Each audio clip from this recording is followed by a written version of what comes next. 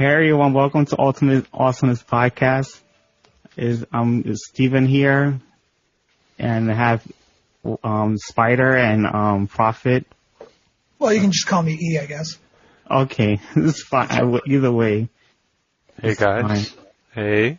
Hi. Hey. It's a pleasure to see everyone that is joining us today. I'm glad that we have a second episode to shoot again. We had fun the first time, so much fun that we were here for 3 hours. It was nuts. Yeah. Let's hope we don't make another 3 hours.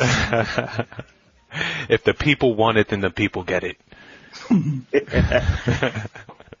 But I guess before we start the podcast, I want to ask you guys, how was your weeks? Is there anything you want to share at all? Like, did you do anything fun, comic related, or? Go ahead, Steven. Did you do anything fun? No, hold on, because I noticed my mic is setting that kind of wrong. Well, I guess I'll start it off. Just so we don't have some dead air. I was able to go to my first official con. Like, I went to one con in South Carolina one time, but I don't really think it counts.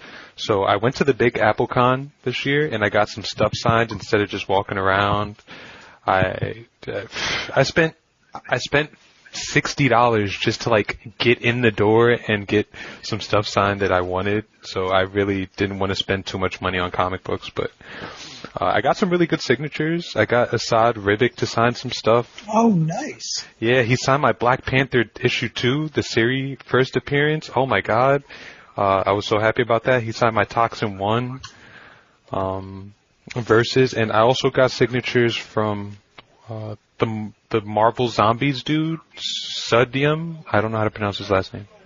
Yeah, Arthur Sudium, something like that. Yeah, something like that. And he was a cool dude. We just sat and talked for 20 minutes. He was a cool guy. He made me pay $30 to get the signatures, but we're not going to talk about them. Oh, was it, because usually they have a certain threshold afterwards you have to pay. Was it, how many books did you get signed?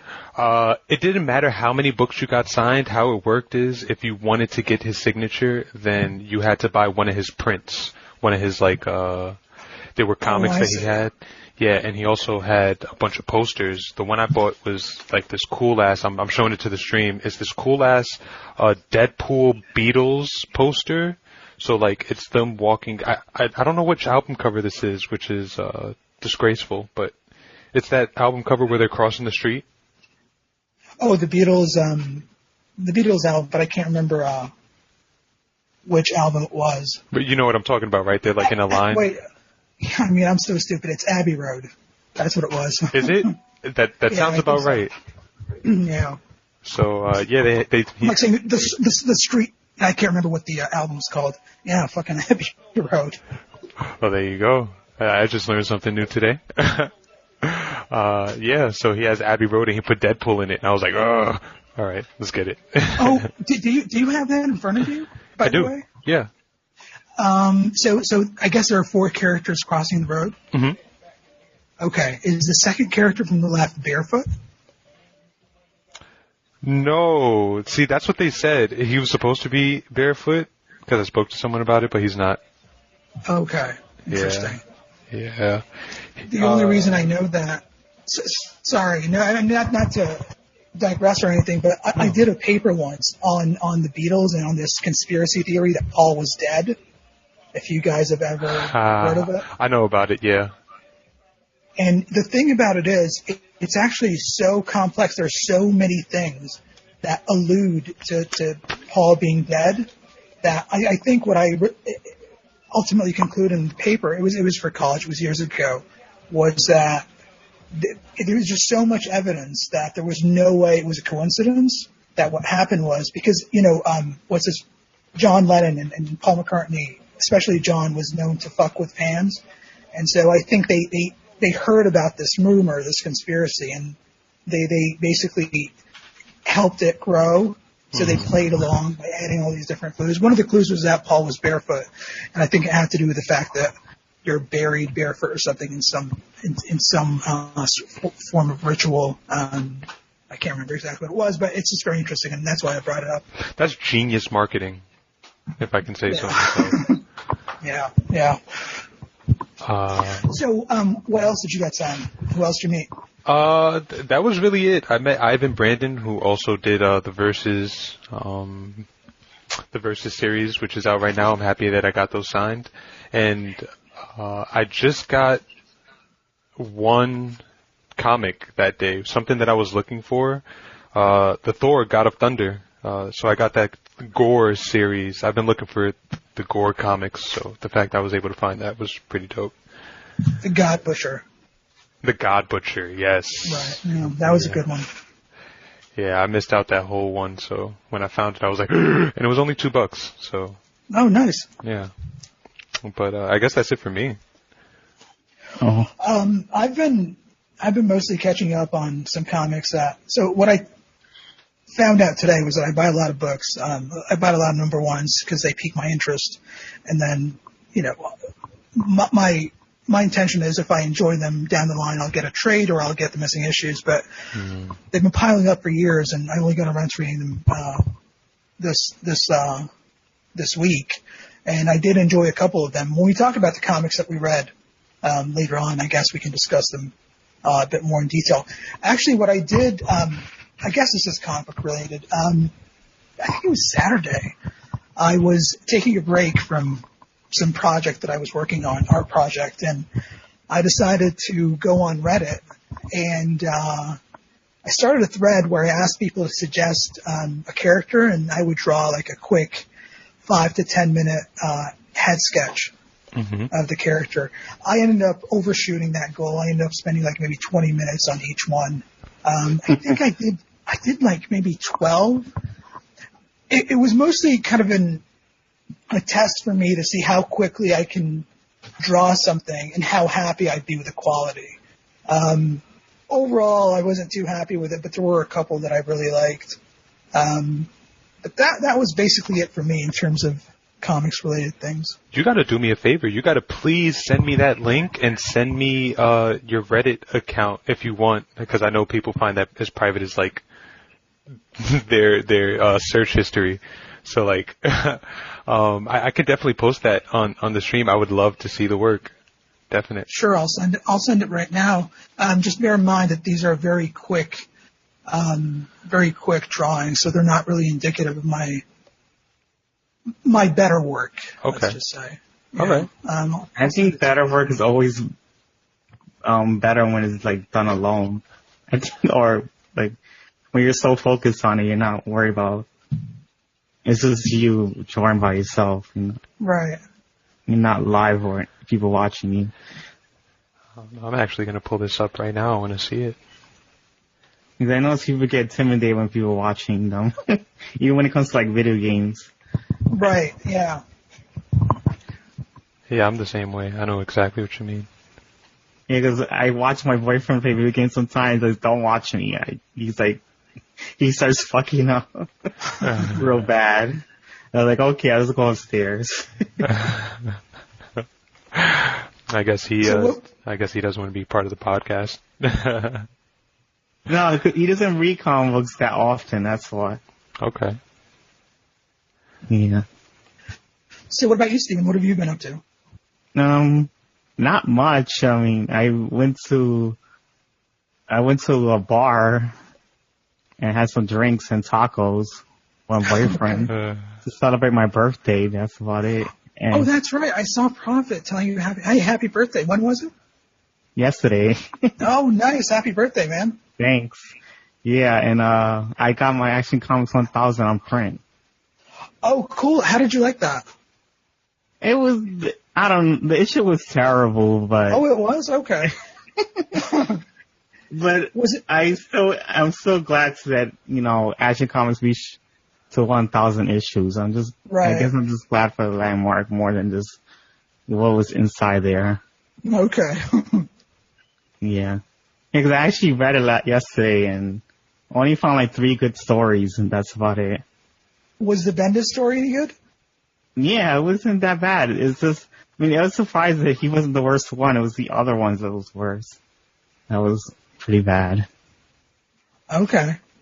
I think the only ones that were good was Dan Jurgens, Bendis, and Tom King. Yeah, she had a good one there. Oh, cool. Yeah. Can I say I'm looking at? I'm looking at this artwork for only 20 minutes. These have a lot of detail. A lot of detail. I'm looking at what is this? Prophet. I loved the Judge Dredd one. Was great. That one I like. That one I actually do like. Yeah. Oh yeah, Pearson was also good. It's about 4 stories that I liked. But yeah, no, hell yeah. Hell yeah, I like these a lot. You got skills. Thanks. Thank you. All right. So I guess since we got last week out of the way, without further ado, let's get into the topic for this week. Yeah. A little, what is it? Procrastination? I don't think that's the right word. There's a little anticipation for this one because it was supposed to be done last week, but I mean. Yeah, it got a little postponed. Yeah.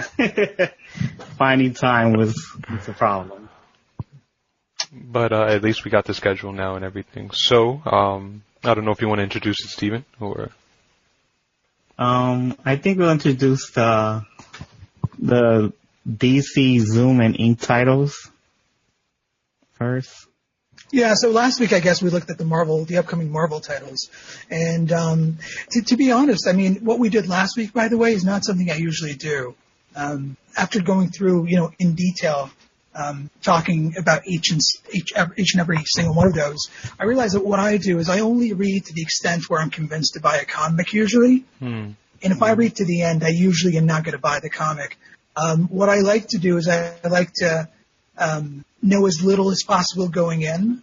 So usually a writer, just seeing the name of a writer would get me to buy a book. Sometimes I have to read a little bit into the copy. So what we did last time was actually quite interesting because, I had no idea what the Immortal Hulk was going to be about until Prophet kind of talked about it and then we read it. And now I'm really excited about it because otherwise I would have gone in, read the book as if it was a normal Hulk comic. I would have probably been disappointed because of that expectation.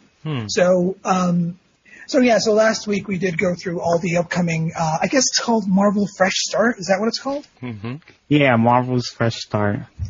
And on the other side, we've got DC, they've got things a little bit differently. So they've got a lot of these new comics coming out after Metal, but they've also got 3 different imprints.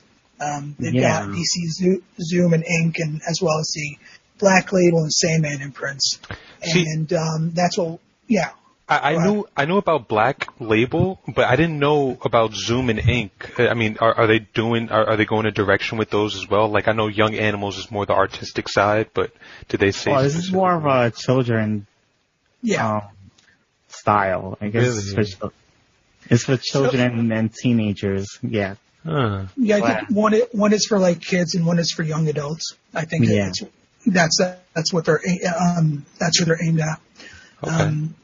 Yeah, and then we got Black Label, which is a little bit different. It's more of an Elseworlds kind of imprint where anything happening will not affect continuity, so they can have certain artistic licenses in what they do and it won't impact the main books. So this brings up an interesting question, just for me and seeing how society works nowadays. Will comic books do as well in this generation of kids that we have, this electronic age? They have a damn iPad when they're 3 years old and they're telling their parents how to work the shit. Will these young titles be as successful as they were 20 years ago, let's say, when that's all they had, really? I think it can be because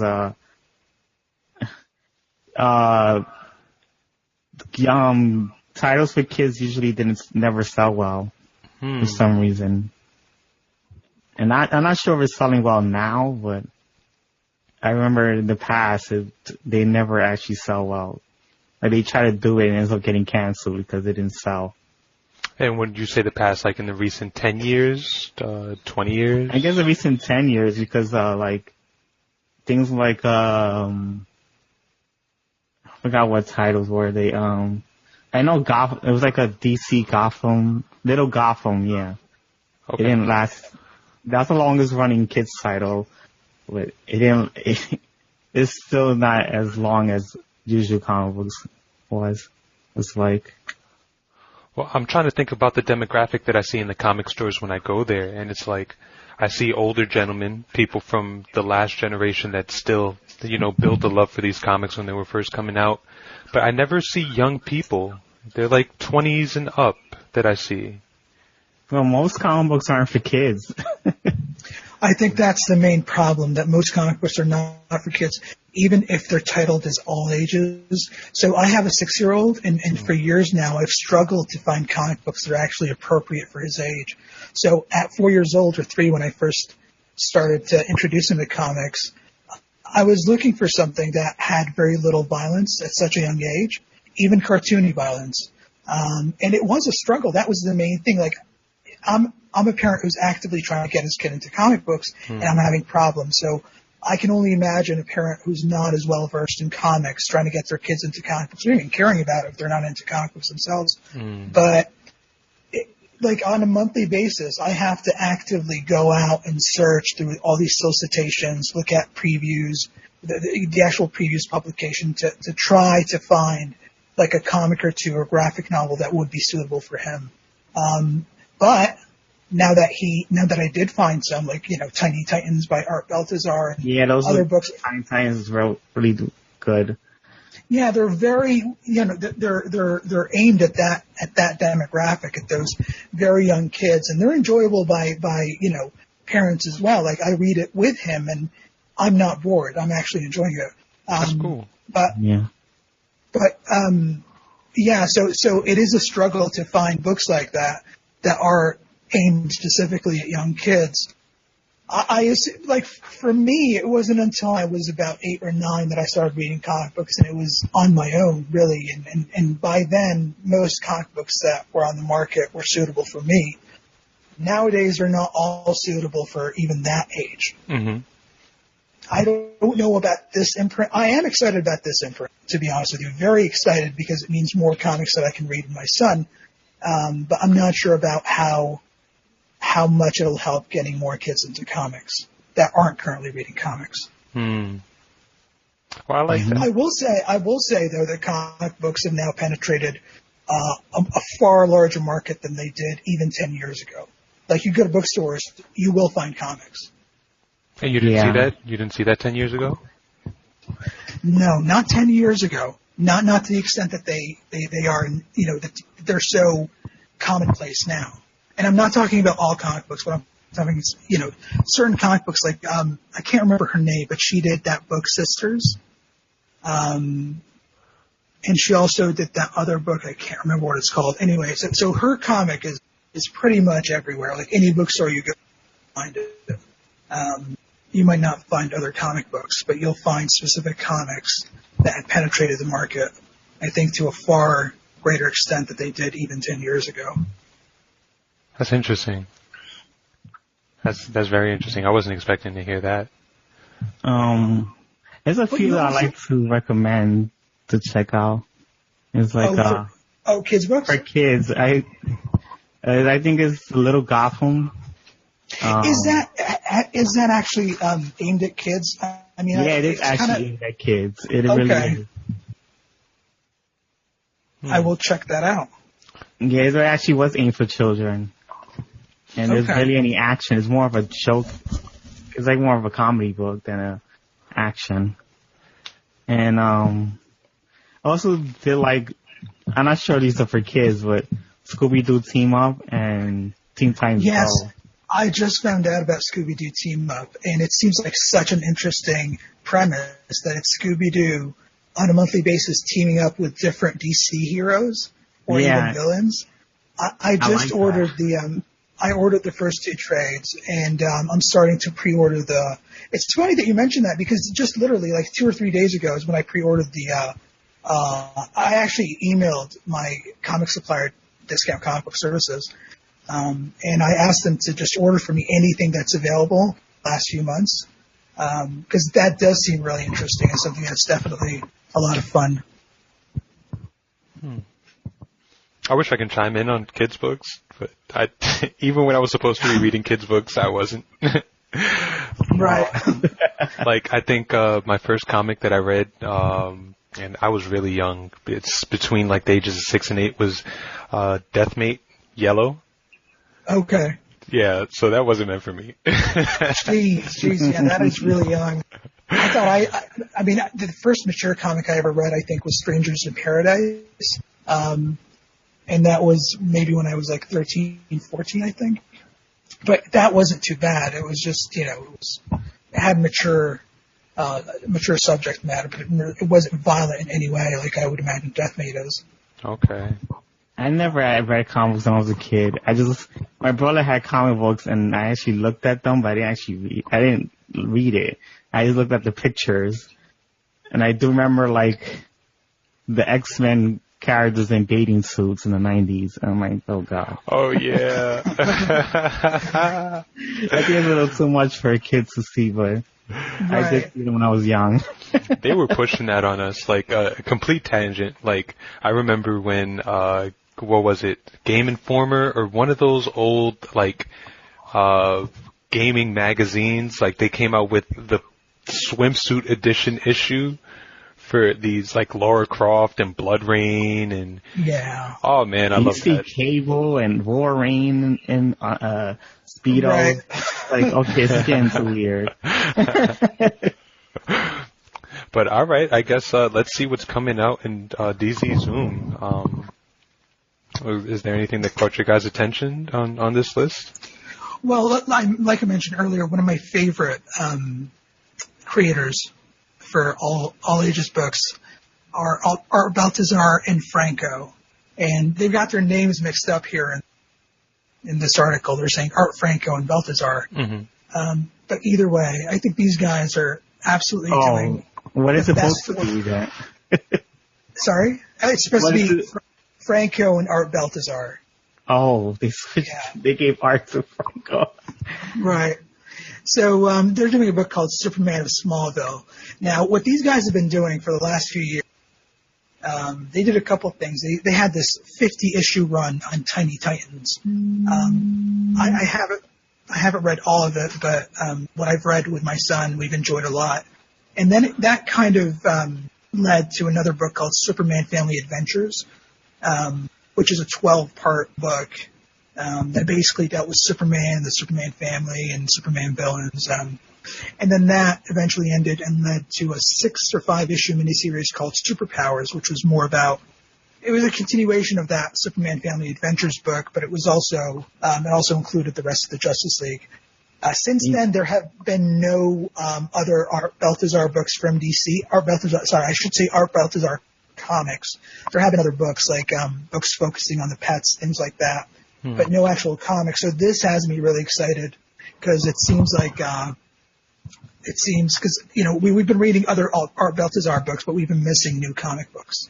I noticed if you click on it, it actually has like a little synopsis of the books. They have links. Yeah. Is this the first time that they're working together, these two, or have they? No, they always work together. Yeah. Okay. I don't understand. Sorry, go ahead. Oh, no. 'Cause I was just going to say, because when you said that you like both of them, I was like, it's interesting that you like both of them, and then now they're together, so that must, mean something. But if they always work together, then that's... Yeah, they're kind of old friends. They started a comic book store together called IAC Comics. They always work together. They're currently working on another book, drawn by Chris Giarrusso, who, if you remember, I think it was called, these little strips from like 10 years ago in Marvel Comics, 10, 15 years ago, called, I think Marvel Bits or Little Bits or something like that. These little strips that appeared in the, like at the end of a book or something. Anyway, he also does another children's book called G-Man. They're working with him currently on a book called Encounter. I can't remember who the publisher was, but we just got the first issue and it's been a lot of fun. Now, when I say it's been a lot of fun, I mean a lot of fun for a kid enjoying it with their parents, not for an adult reading it. I don't think an adult would get a lot of enjoyment from it by himself. But looking at this, what I don't understand is that it's solicited for February 2019, which is almost a year away. Yeah. I don't know why it's so far off. I'm not sure when the relaunch, this imprint is going to be released. Well, I guess, you don't want to rush it. I mean, I'd rather someone say February 2019 instead of saying, all right, it's coming out next month and then it comes out and then it's subpar. So I guess that they're really trying to put some good work into it. That's always what I think when I see a far away release date for something. I would agree, but the guy is lightning fast. I mean, you should check him out on YouTube. The guy just in a couple, I swear to God, in 15 seconds, he's got a sketch card ready. You should see him sketching at comic book stores.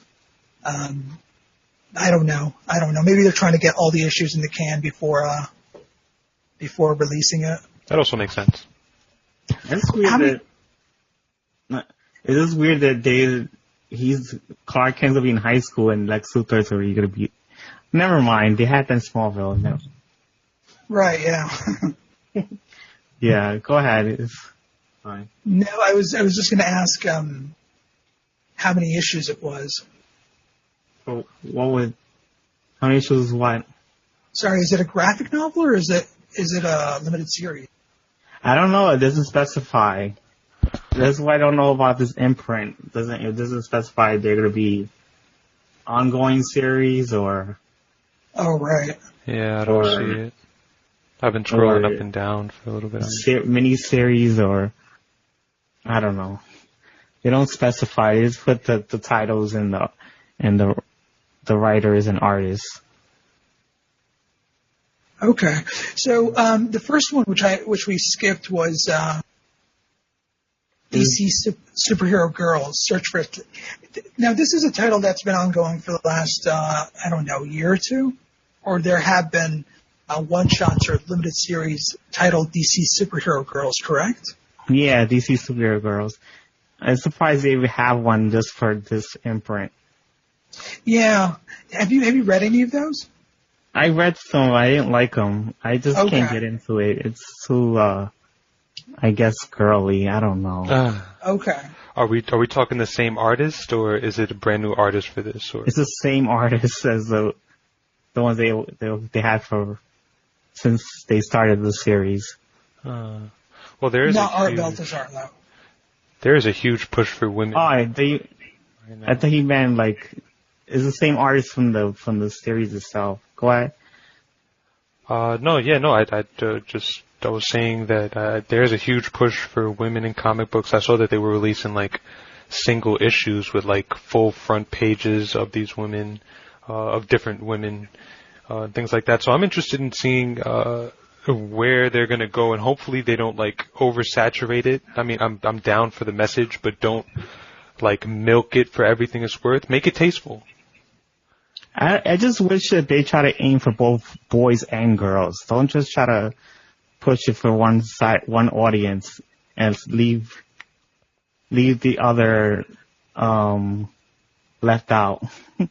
Well, no, I don't think guys are being left out. I mean, it was surprising to me. I was in the comic store, I think 2 Wednesdays ago, and I saw 2 beautiful women walking around the comic store, shopping, and they were nerding out, and I was like, oh, where have you been?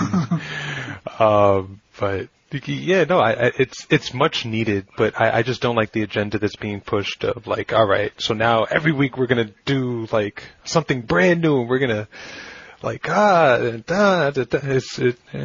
just if you really are for that message and you really want equality and things like that, which I'm guessing they're going for, then again, don't make it a cash cow thing. Just do it and make it good. But yeah, whatever. It's my little red pill moment. Do we have a story for this at all, or is that? It's just the introduction to Mira. Go ahead. No, it was just I don't know. I've never read a DC Superhero Girls book, to be honest. I don't know if it's popular with young girls. I hope it is, because that would be a great way to get into comics. Mm-hmm. But I think like to me, I feel that representation is, but at the same time, it's really the focus really should be on just good characters and good stories. Absolutely. I mean, I don't care if you're a guy or a girl. Yeah. As long as it's a good story, I think. Like, for example, well, maybe that's not a good example, but I was going to say my wife was really into, like, she's not into comic books, but she loved Y the Last Man. Now, you could argue that it was because he was the sole character in a book that was populated by women, but he was the protagonist. He was the main character. And she loved that book very much. Like, that's the only comic book that she actually read and continued reading to the end. Nice. Yeah, but I don't know. I mean, the thing is, I don't want to speak on women's behalf because from my male perspective, to me, I don't care what the character is, you know. Yeah, I think people have to realize that any character could fit anybody's demographic. It isn't like a guy can actually be interested in reading a book about a woman or a book about a man, or a woman could be interested in a book that's about a guy or a girl. It doesn't really matter. So just to push, this is only for a female audience, and well, you know what? Put it on a niche. There's one doesn't thing. Work. There's one thing I just learned, which is really interesting, and it can like be implemented into this. It's like I've been wondering lately, me being a Twitch personality, I guess. I'm like, why do women love Overwatch so much? Like, that's the only game I see every woman play religiously and yada yada. And I was like, what is it about that game that does it? Is it because there's women in the game and that's it? And I spoke to someone and she was like, no, it's because there's more to be offered than just the video game. One thing that she like highly regards to it is the cosplay abilities, and you know, they get to dress up and just become these characters even more, and it just becomes its own little world. So that's interesting. Yeah, I found that interesting as well. No, I don't know much about Overwatch. I've seen the characters and it looked pretty interesting. I just haven't played it. My boyfriend has it, but he hasn't played it, and I haven't gotten a chance to. Yeah. I'm so behind on video games. I just don't have like the last video game I ever played was Uncharted 4, and that was fucking amazing. That was something. But then again, I've always liked the Uncharted game. But unless a game is going to blow me away, I'm not going to invest time in it these days. I can't spare the time. The game that I'm looking for, like the only 3 games I'm looking to this year are God of War 4. Is it called 4 or is it just God of War now? It's just God of War, but it looks amazing. Yeah, it looks incredible. And SpiderMan, I'm looking forward to that one. Hopefully they get it right this time. Yeah, because it looks like they did. It looks like they did, honestly, from all the gameplay footage and all that stuff, and what they've been, just the way they're passionate about it. The studio working on it, and then the third game, of course, is Red Dead Redemption 2. To me, those are the only 3 that I'm almost definitely going to get this year. I'm pissed off at Spider-Man, the fact that it's only a PS4. Like, I'm hating right now. But oh, you don't play on PS4? Xbox. Oh, I see. Interesting. Yeah. So you like failing consoles. How Sorry. dare you? I'm really not into that console rivalry at all. Like, me neither. Wait, what? I'm not into that console rivalry. Like, how are you going to say like you're whatever. not into console rivalry? You just created a rivalry between me and you. We can't be friends anymore. Just kidding with you. I know. No, up until this generation, I actually did have an Xbox 3, the PlayStation 3, and a Nintendo Wii. I hate PlayStation. But so that's 2 games you're missing out on. Well, you know what? My dad has one, and he let me play his here and there whenever I'm around. Okay. So, like, I got to experience Last of Us and things of that nature. Oh, cool. That was a good game, yeah. That was a good one. But, I'm gonna get him an Xbox just because, I want him to be a winner in life. And, we're gonna do this now. We're gonna have back and forth. I guess I'm not too biased, just a little biased. The only reason I want that now is because the Spider-Man game and the skins that they have for it looks really, really good. Like, it did look really good. So, I'm interested in it. I really hope they've got the Scarlet Spider and Spider-Man Ben Reilly costume. That's what I'm hoping for. Well, they have 2 that are hidden, that they release later, so I wouldn't be surprised. But I don't think, do you think that's it? It's just those 4? Probably not. Because that was a pre-order bonus, right? Those 4? I think so. Yeah. Yeah. Like, if you remember, like, the best Spider-Man game of all time so far was Spider-Man 2, right? Yes. You remember? Yeah, PlayStation 2. That was amazing. And they had tons of skins in that game, if I remember correctly. See, I don't remember the skins. I just remember the game. I'm either thinking I did like the game a lot when I was younger. I just don't know how it ages up to, how it holds up now. It does not hold up at all, I imagine. It was a PlayStation 2 game, yeah. Yeah, nothing really holds up anymore, but I remember that, like, Shocker was in there, I think Scorpion was in there. Yeah, it was really weird. They had so many different characters that weren't in the movie. Yeah. I don't remember the story at all. I just remember swinging and just being in awe at what you can do as Spider-Man. That was amazing. Yeah. I heard I'm not sure if I never played it. It was Ultimate Spider-Man, which is a good one. That was good, yeah. I like that. And you can play as Venom and Spider-Man. Oh, I gotta see if I could check it out one day. That's cool. And I heard the Amazing Spider-Man. I had the first one.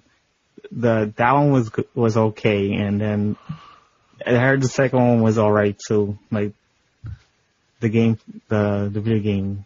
Yeah, I had that one. I didn't love it, to be honest. The graphics I think were nice. I had the first one. I think I followed the lizard down in the sewers. I think that was like the first mission or something. I never continued the story. It was just not that interesting to me. Oh. So you just liked the gameplay then, right? Well, it was better than the last couple of games. Before, I also tried that Shattered Dimensions one. I didn't like that one either. I never tried that one. I was always interested in that, but I didn't think I was into. I didn't have money to buy games at that time. Right. It came out a long time ago. I think it looked too cartoony for my taste. Just me personally. Oh. Yeah. But, all right, so if you're just tuning in, you are listening to the Ultimate Awesomeness video game podcast. Okay, we can start talking about video games. The next comic that's on our list is Ridley Pearson's Super Sons, but this is a graphic novel. It's not even a comic. Oh, is it? Oh. Okay. Yeah, so that makes me wonder about the last ones that we just looked at and whether they're going to be just graphic novels. Maybe they are. They probably are. I think they probably are to be graphic novels. Is that good or bad? Have we ever had a brand that only dropped graphic novels and no comics? I guess Vertigo's had something like that. But it wasn't an entire imprint, right? Exactly. Of just graphic novels. They had comic books. This one, even me skipping ahead to Black Canary, is a graphic novel as well. So I'm guessing that the entire. Yeah, I think the whole entire thing is graphic novels. Yeah. I'm just wondering if this Super Sons is gonna be different than the series that was going on previously. Because I heard that they canceling it, the Super Sons title, the current one. Oh, are they? Yeah, it didn't sell well, so they already canceling it. That's weird. I heard it was really good. I was actually going to ask you guys what you Yeah, the thing is, it might get good reviews, but when it goes to sales, it doesn't. it doesn't always, like, the book could have good reviews, but not good sales. Right. That's dumb. Like, so what entitles you to have good sales if it's not good quality? Like, that just something. It goes by, they usually go by what sells, and they keep the books that are going on. No, but if it sells well, they'll keep the book going. If it doesn't sell well, they won't keep the book going. But that's what I'm saying. All right, so let's say the three of us make a comic book today, and we drop it, and the people that do buy it, they're like, oh my god, this is amazing, it's revolutionary. But it doesn't get mass appeal. So just because we dropped like a great book, regardless, they'll just cancel us just because people aren't keeping their ear out? Yeah, of course. I mean, if it doesn't make money, unless you're self-publishing, in which case you can bite the bullet on that and just continue publishing. I mean, it makes business sense to cancel a book if it's not making money. It's just a shame if a book is really good, then it just gets canceled. It happens a lot. It does. It happens a lot with underrated characters that have good series, but they don't last long because the sell price. I mean, the selling mark wasn't that good.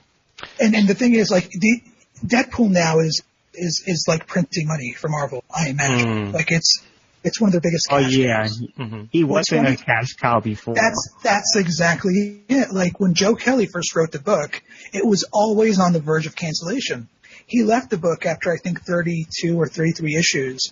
And the reason he left was because he kept having to revise and rewrite his scripts because they kept telling him, you're canceled. Oh, no, wait, you're not canceled. No, you're canceled now.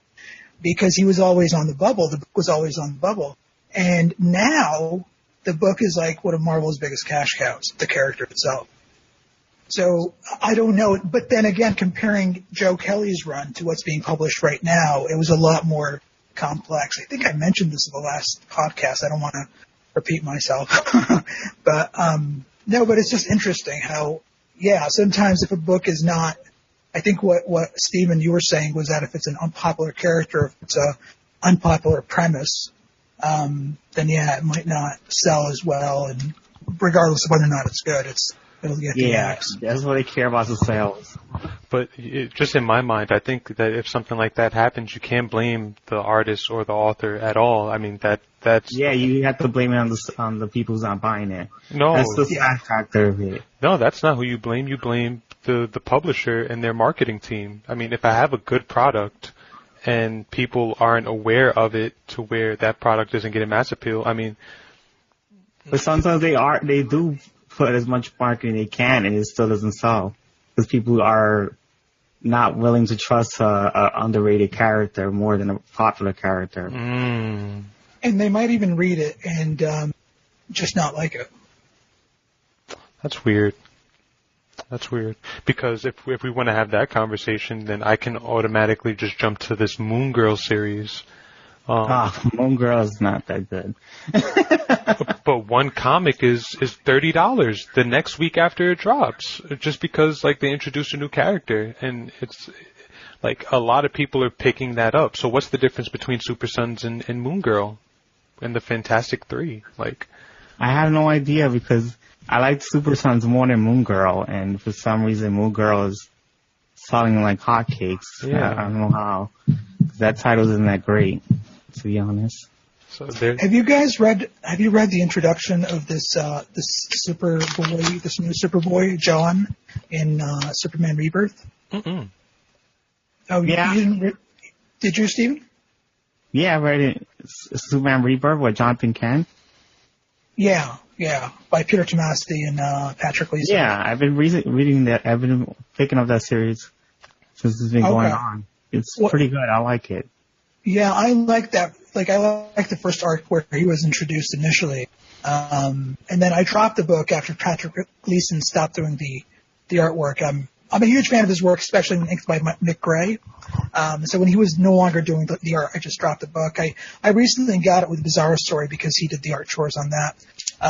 But yeah, I thought that introduction was really good. I really liked the character from that introduction. I liked the dynamic between Superman and having a son I can't remember where he came from, to be honest with you. But I remember liking the book, though. I did recently get the first trade, and I read like maybe 2 or 3 issues of it. I think 2 issues, and it was okay. It wasn't great, to be honest. I didn't love it, but it was good enough to continue reading.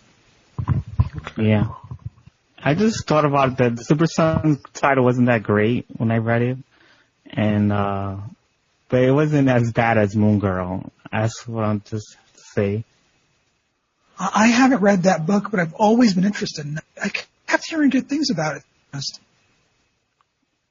Okay. But I haven't read it myself, though, so I can't. I know my opinion always differs for some people, so it's okay. Yeah, last time we were just battling. Like, we like it, but I don't. So that was funny. I don't know if I'm too interested in like the Zoom now, like just because it's graphic novels. I don't think I'll be picking any of these up. Oh, and I don't know, but there's like a black girl in there, and I don't know who she is. And I don't know who the other kid is. I think that's supposed to be Damien, but Damien, I never seen him with brown hair. It's just weird, but in the picture. Yeah, he doesn't look like a brown hair kid. No. I don't know either. I don't know. Oh. Okay. But I'm trying to determine whether or not they are graphic novels or. Well, it says the graphic novels. Yeah. Oh, does it? Yeah. Okay. Yeah. I think they're all graphic novels. Okay. Yeah. Interesting. I mean, like a majority of these, I feel like we can skip over. The one that caught my eye, kind of, that I'm looking at right now is, if we're moving on to the next one, I guess, I'm looking at, Batman Overdrive, and it's, sold as a millennial Bruce Wayne, which could be interesting. The way they drew him, they made him like a kind of, I don't really know how to describe the aesthetic of it, but they have some sketches of him, and he seems like a rich boy, young dude type. You know who he looks like? He looks like the Bruce Wayne from Gotham, the actor. Okay. Oh, the kid. Yeah, he looks just like him. I don't like that show, but it's interesting that they actually chose his.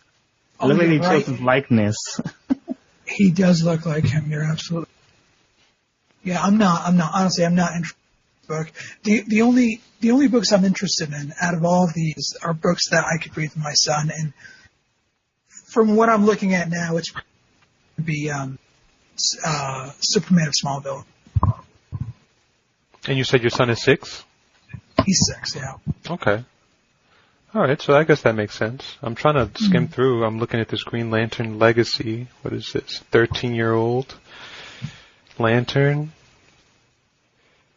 I guess this just isn't our cup of tea, or, I mean, no. For you. No, I mean, it would be too hard I to think touch these books, to be honest. For me, at least, I think. I mean, because I don't know, it's interesting because, I mean, this is about a Asian superhero, and he has, he goes undercover on his grandmother's life secrets. I mean, I don't know what that was that about, but okay. It's weird seeing young superheroes. So like I'm looking at him with his backpack and then he's just like 2 hands up and I'm like, go do your homework. Like this is just how I feel looking at him. It's weird. But there's always been kids superheroes since I guess the Batman days, but I know. I'm just me looking at this sketch is just like, aw, you're adorable. Good. I don't know, but that costume with the skirt looks kind of weird. I think they should keep the other one. Yeah, maybe. And I think it's interesting. I think it was an interesting one. I'm not really interested in the whole Black Canary one because the Black Canary looked like it's trying to fit into the whole millennial demographic, like the girls on the internet talking, chatting with her friends about fashion design and music, and I'm like, okay, why are they doing this? It's like the whole social media thing, it just kills it. Well, it definitely looks like it's going for like an Asian aesthetic from the cover I'm looking at. Like, well, I told the Black Canary one. Sorry. Yeah, no, that's what I'm looking at. The Black Canary. I'm looking at her with her two girlfriends and whatever. Yeah. And it has like an anime feel to it. Yeah, I noticed it has like an anime feel. So. Now, one thing we got to talk about is the last book on this list. Superman Smashes the Klan. Ooh. Okay, wait. Oh, now, that one looks interesting. I'm like, yeah, I guess I misspoke or soon because that one I am interested in. yeah, the Genu Yang he's a pretty good writer. I like him. He wrote Superman. Right, the Chinese Superman, right? He also wrote the Superman before during when Superman didn't have his powers. Oh, that's right, with Romita Jr. With Romita Jr., right? Yeah. Yeah. I liked that one. And he also wrote a few Avatar, The Last Airbender books, and I like those too. Okay. So I think he's a pretty good writer. Do we want to see Superman go against the Ku Klux Klan? I want to just know they have stories like that before. They have, I think it's a very famous story about it. I never read it, but I've heard there is one that's about the Ku Klux Klan already out. It's not this one, but there's one that's like really old. That's so weird to me. Like, I feel like I should want to read this, but like I don't know why. There's just something that it just doesn't catch me about this. It's just personally. I want to know what it's about, to be honest. And who are these characters we're looking at? Well, I think there's all I can see is Superman, Lois, and Jimmy, but I don't know who the other characters. Oh, you know what? I bet that's Perry White on the right. Okay. Do you think so? It probably is because I'm not used to seeing, Perry White is black in the movie universe. But oh, is he? Oh, that's right. He was played by man. Lawrence Fishburne. Yeah, motherfucking Morpheus. Yeah. It's pretty cool. I like that. Educate me on Perry White. Maybe I missed it. Oh, the guy on the right? Yeah. Can you say again, sorry? He's the guy with I think he's the guy with the coat. Oh, yeah, no, I see him, but I'm talking about, like, storyline-wise. Like, I feel like... Oh, he's usually a white guy who's Superman's boss. I mean, Clark and Lois and Jimmy's boss for the Daily Planet. Huh. Oh, okay. He's like the fat round guy with the gray temples on his hair. Yeah, I know exactly who you're talking about now. But I was like, who the hell? I was like, what? Ew. But yeah, no. Now I know. I remember Lawrence Fishburne. All right. I really don't know who's I really don't know who's the kid with the baseball outfit and the girl. The other girl. I think they're both Asian. I'm not so sure. They look Asian. And the writer is Asian, so I wouldn't be surprised if there's Asian characters. Yeah, you had to throw that in there. So I did find some more information. So the DC Zoom graphic novels are 128-page books that are being sold for $9.99, which is not bad at all. Mm-hmm. And then the DC Ink titles will be 192-page, $17 books. Both, so one is really young, and then the other one is like teenage? A bit older, I think. Yeah, I think so. I'm not positive, but hold on, let me see here. DC Ink will be aimed at young adults. And then, let's see, where's DC Zoom? DC Zoom will be aimed at middle schoolers. Okay. So I guess older kids, or hold on, no, middle school will be the younger set, right? And then young adults would be older. Okay. Yeah. Okay. Well, you know what? I will say that gives me a little bit of hope for DC Inc. I remember when I was like a young adult, I was reading like Ned Vizzini books and things like that, just a little more edgy because this is like your rebellious stage. And me looking at the Catwoman tale, Under the Moon, I see the aesthetic that they're going for. So I have hope for it. I'll say that. Right. Yeah. Well, I mean, hopefully it does bring in more readers. That's... Because we need to get the next generation in, right? Yes, absolutely. I mean, it's funny. I was just watching a video today with Art Baltazar, the guy who draws the Superman of Metropolis, or what was it called? What was that book called? Superman of Smallville. Yeah. And he was talking about how getting all these readers, all these young comic book kids, rather young comic book fans, into reading more comic books and into kind of being part of this comic book movement. So you see a lot of videos of him in his comic store, comic book conventions, drawing these really quick sketches for all the kids and trying to get them into comics. And he's talking about how if we don't get more kids into comics, then the industry dies in like a decade or two. That's it. There's no more comics industry. I do agree with that. I think so. That's really so. I found something about the KKK, the Ku Klux Klan Superman book. It says it's set in 1946. It tells the story of an American Chinese girl who moves to Metropolis to find herself and her family's ethnicity targeted by the KKK.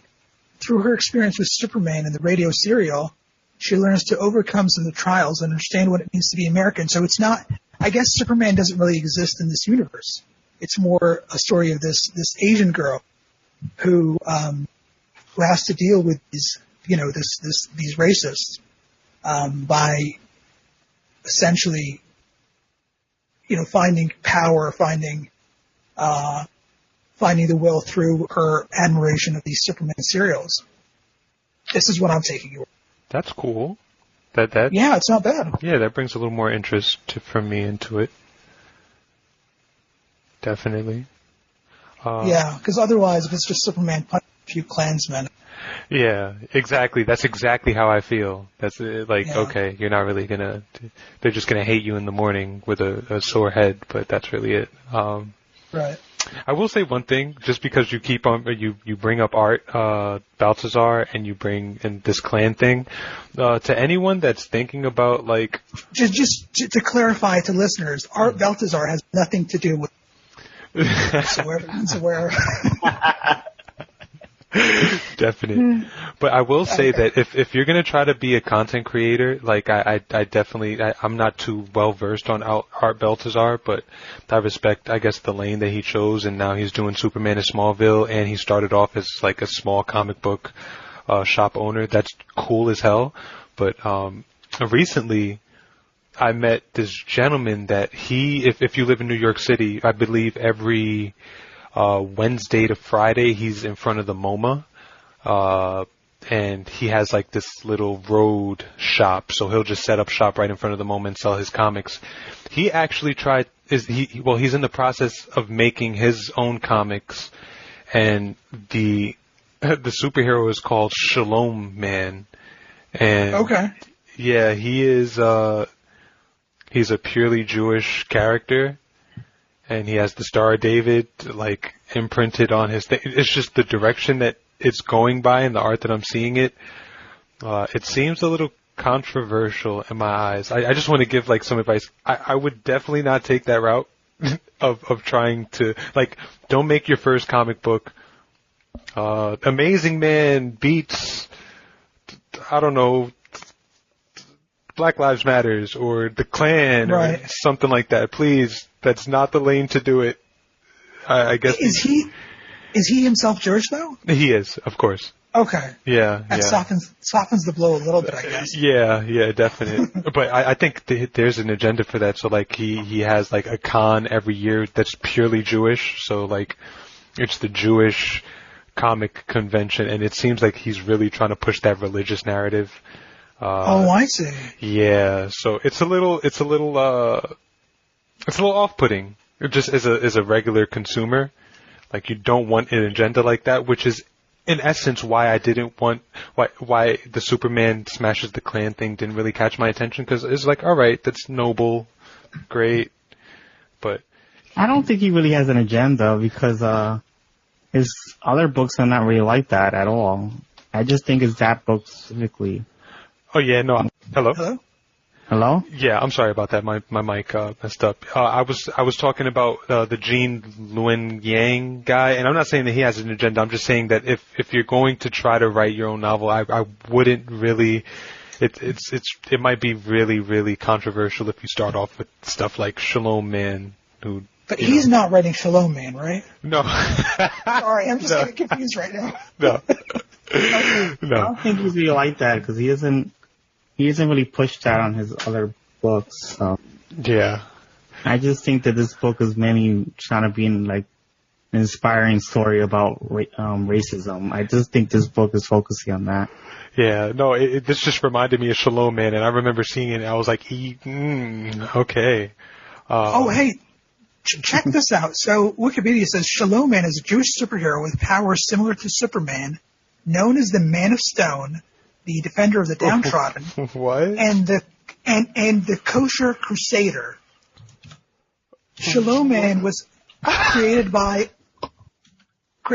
Al Weisner. Is that his name? It might be. Okay. That looks like the title of the books that I saw. That's so. Wait, what? The Kosher Crusader? I love that. Kosher crusader. Oh But my God. They missed the opportunity because kosher is spelled correctly with a K and crusader is spelled correctly with a C. So they missed the But this says in publication history that it was first created in 1985 because he felt that there were few Jewish heroes that were a positive, and that's honestly a good way to, good reason to start a book to kind of focus on a minority that you feel is not represented well. But I think maybe Shalom Man is too on. Yeah, that's exactly what I was trying. You articulated it perfectly. But I mean, what you just read to me, it sold me. I know, me too, right? Oh wow! I think the less interesting title is in the Zoom is Dear Justice League. They don't describe anything in that book, and I really don't know what it's. They should at least tell me what it's about. But it just shows a whole bunch of Justice League members, and I guess that's about it. Yeah, I hear you. I guess it's a love letter? I guess so, with a 10-year-old fan. Yeah, I think that's what it is.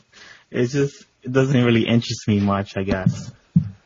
I guess it depends on how they do it. So I posted a link to Shalom Man Comics. You can actually buy them online. Oh, wait, I haven't posted it yet. Oh. There we go. It's now posted. Let's see this. Oh, God. It looks awful to me. It's like the old school style. It came in 1988. What's Right. his? I guess he's been doing this for a while. Yeah. I don't think that's really his. Is it? It might be. Because this came out in 1988.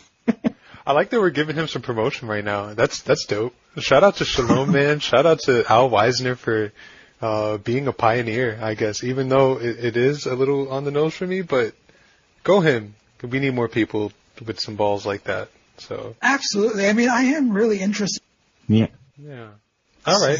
So I guess are we going down the ink titles? Or are we only doing the ones that we're interested in this? Or To be completely honest, I closed that window. So I'm willing to reopen it if you guys want to keep discussing those books. well, I mean, yeah, it's up to Steven. Yeah, I'll just, I guess, skim through it. The mirror one seems a little bit interesting. I guess it's more of a love story with Aquaman. I think this is the ink title. I think it's for young adults, actually. Yeah. Yeah. It's just, I know it's, wait a minute. It's just, however, this gets more of a love-hate relationship as Mirror aims to kill Aquaman. I'm like, geez. Oh, God. What is this, domestic violence relationship? I think. Domestic violence relationship. Wow. That sounds like my usual MO. But that's cool. I'm looking at Batman Nightwalker right now, and it's another love story. So I guess they're going for like the teen angst angle for these. So it's like, before he was Batman, he was Bruce Wayne, a reckless boy, willing to break the rules for a girl who may be his worst enemy. Yeah, I think they're all love stories. Yeah.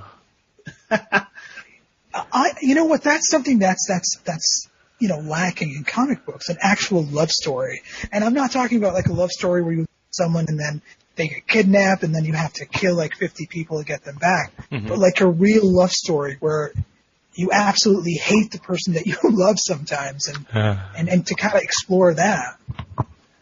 I can't recall any actual love stories. I mean, I know back in the 50s they were quite popular, but I don't know how deep they were. But that would be something I would be interested in reading. You're actually right. Think about it. I wonder if it's Selena that they're talking about. Maybe. No, I'm seeing the most intriguing inmate is Madeline. Madeline. Yeah, it's not her. It's not Catwoman. Aww. All right. And the one, I mean, I know the Harley Quinn one, the Breaking Glass, is not a love story. That one's just about activism. Oh. And justice for teenagers. I'm not sure I'll be interested in that one. Whoa. It looks like it's trying to push an agenda there. You see, that's... But do you see this? Harley Quinn is an intersectional activist comic about drag queens. That's for young adults? I guess so. Wow. Bleeding Cool is not working well for me. I don't know why, but I can't use these to open other windows. But I'll take your word for it. So how's the art look?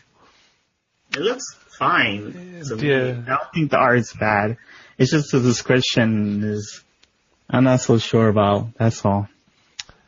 It's weird. I don't think that... I don't want to be controversial here, but I think that it's difficult when you try to approach that situation with such young minds. And it seems, I'm looking at a picture of the artist, Mariko Tamaki, and she looks like she may have previously been a male, so I guess that's where the inspiration comes from. Well, I guess because transgender are actually been developed a lot younger these days, and I think that's maybe why. But do you call transgenders drag queens, and do you market? Oh, no. That's a so different thing, I think. I'm not really into that stuff. I have nothing against it. Yeah. But, I'm not knowledgeable enough to comment, but my understanding... Yeah, I'm not knowledgeable enough on it either. That's the thing. I would say they're different. Like, transgender is more about, actual gender identification. Yeah. Again, I don't want to talk about it and then complete moron. So. Yeah. Forget about it. I will say something interesting, though. This person, Mariko Tamaki, I guess she wrote This One Summer, which got, which was critically acclaimed a couple of years ago. I have the book. I just have not read it yet. What's the plot of it? If you want to give us a quick. Let me see what it says here. It says, Rose has been coming to a cottage in Awago every summer friend, Wendy, as long as she can remember. And it's actually Wendy, not Wendy. Rose is about 18 months older than Wendy and is the narrator of one. This summer, they start to explore their interest in boys and pay attention to the emotional lives of adults around them. Most of the adults and teenagers in the village are a rose gallery of sad and burnt out would-be role models. I guess it's a coming-of-age story. Yeah, that's pretty tasteful. That seems tasteful. Yeah.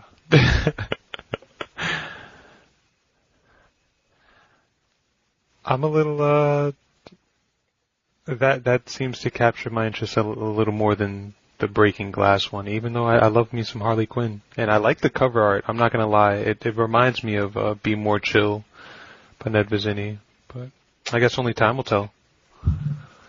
Yeah. I'm really interested in the Gotham High one, I think. In there. Let's see. Yeah. Let's see. What's the synopsis of it? Is Gotham High by Marcela de la Cruz. Mm-hmm.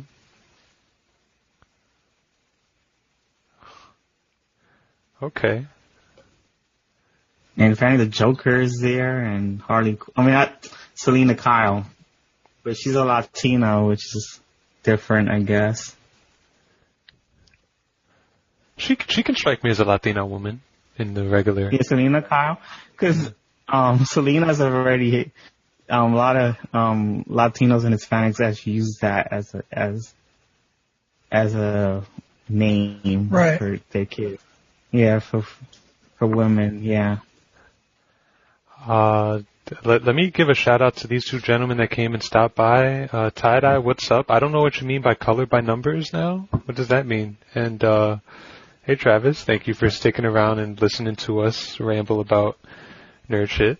It's lovely. But, yeah, no, I'm sorry about that. Continue. And, that's what is Wonder Woman Tempest doesn't really have art. I don't know what that one is about. So Fitzgerald Wonder Woman, who had, I think she disobeys her mother to rescue some refugees. That's about it. Which is pretty interesting, I guess. Oh my God. Sorry, but Shalom Man's powers. I'm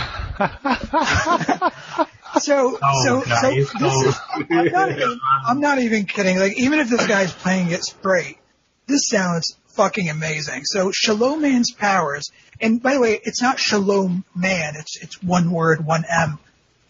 Okay. So Shalom Man is normally an inanimate rock until someone cries out the words of help, oy vey.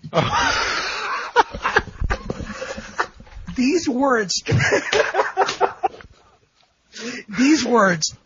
transform the rock into a muscular, curly-haired man known as Shalom.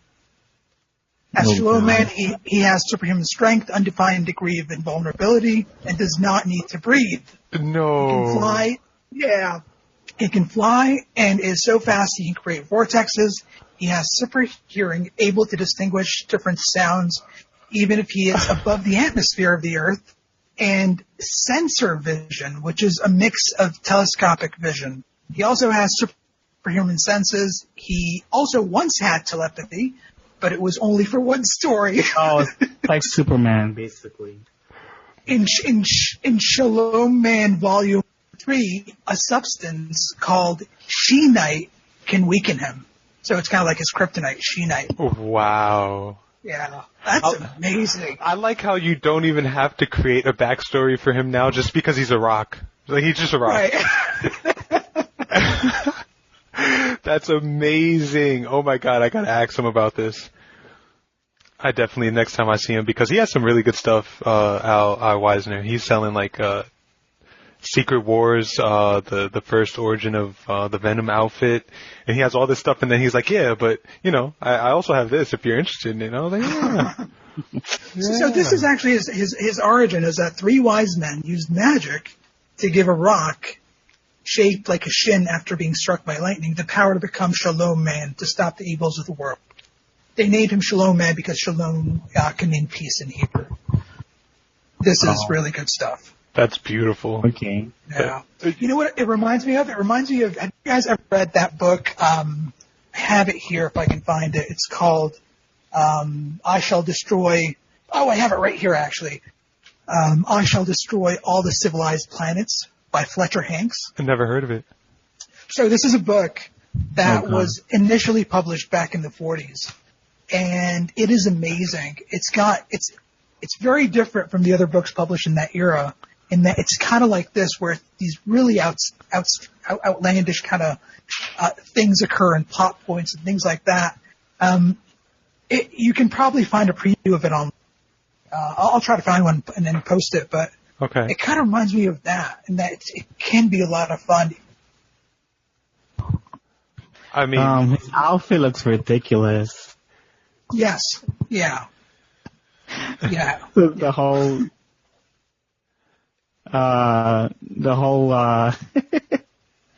his legs is all out there. The underwear. That's right. Oh my God. Once you hit me with that oy vey line, I could not. Right. I could not, bro. Oh my. God, it looks awful. What? Are you crazy? It looks amazing now. The Man of Stone. Oh, I'm gonna pick up a copy of that. I wonder. And what is he? Is he breaking a cracker? Oh God. Oh my God. Is that really a cracker? Yeah, it's a cracker. Yeah. I can't. I can't do this. Okay, we gotta move on. We can't. Yeah, All right. We're on a tangent.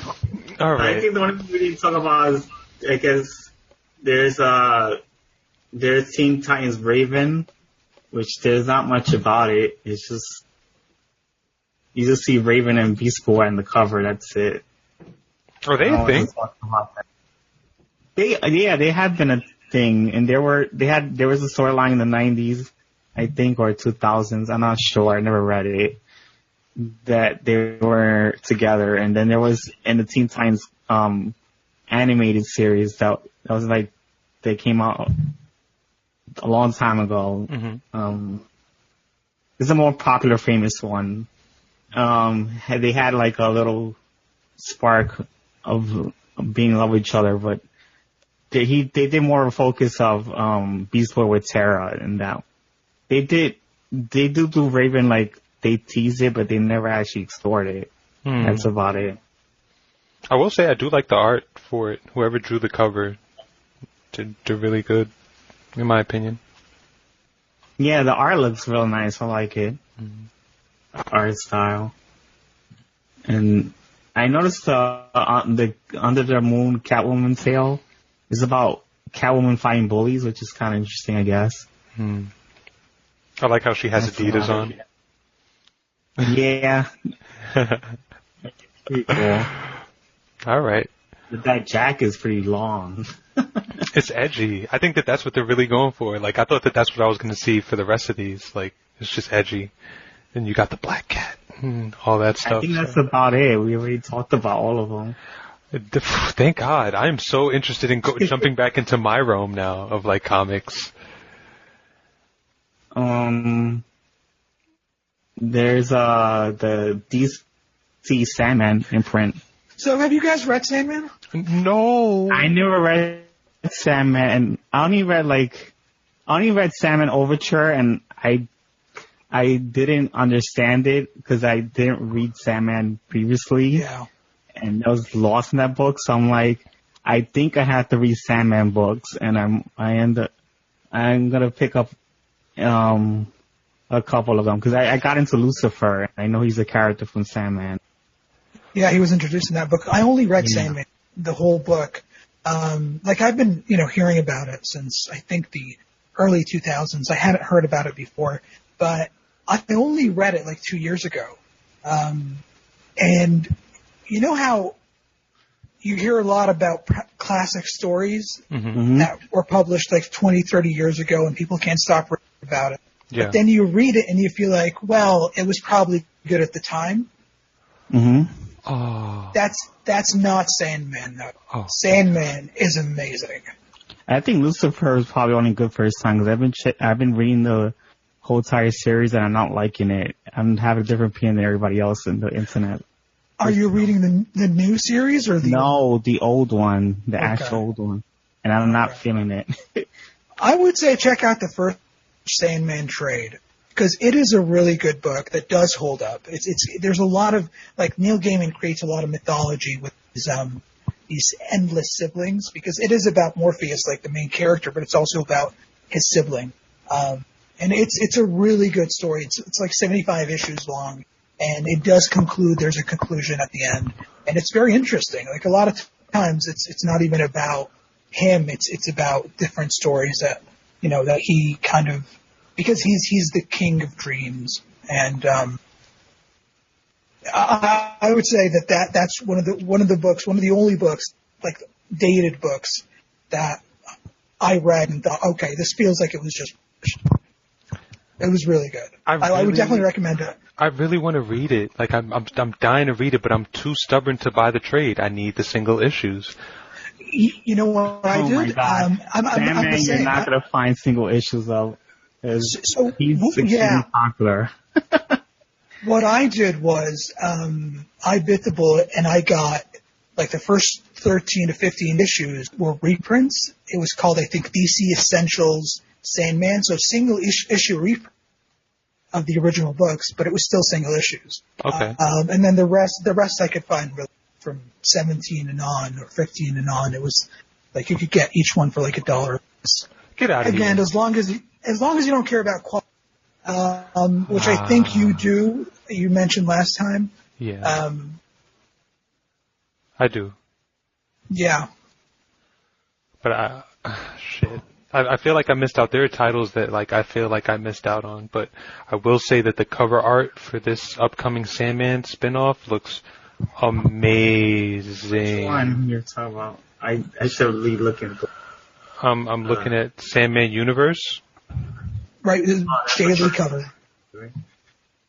Yeah, I think it's by Jay Lee. Jay Lee? Right. Okay. Well, yeah, no, it looks amazing. I love it. Yeah, the Sandman universe looks interesting. Do we have a synopsis? Yeah, it says the Sandman universe. It just says this one-shot special, the one you're looking at. Yeah, it's a one-shot, that one, apparently. Okay. And it's supposed to, like, catch you up on what's been happening in the dreaming, since the dreaming is Sandman's realm, Morpheus' realm. It says here that Dream has gone missing, leaving chaos in his wake.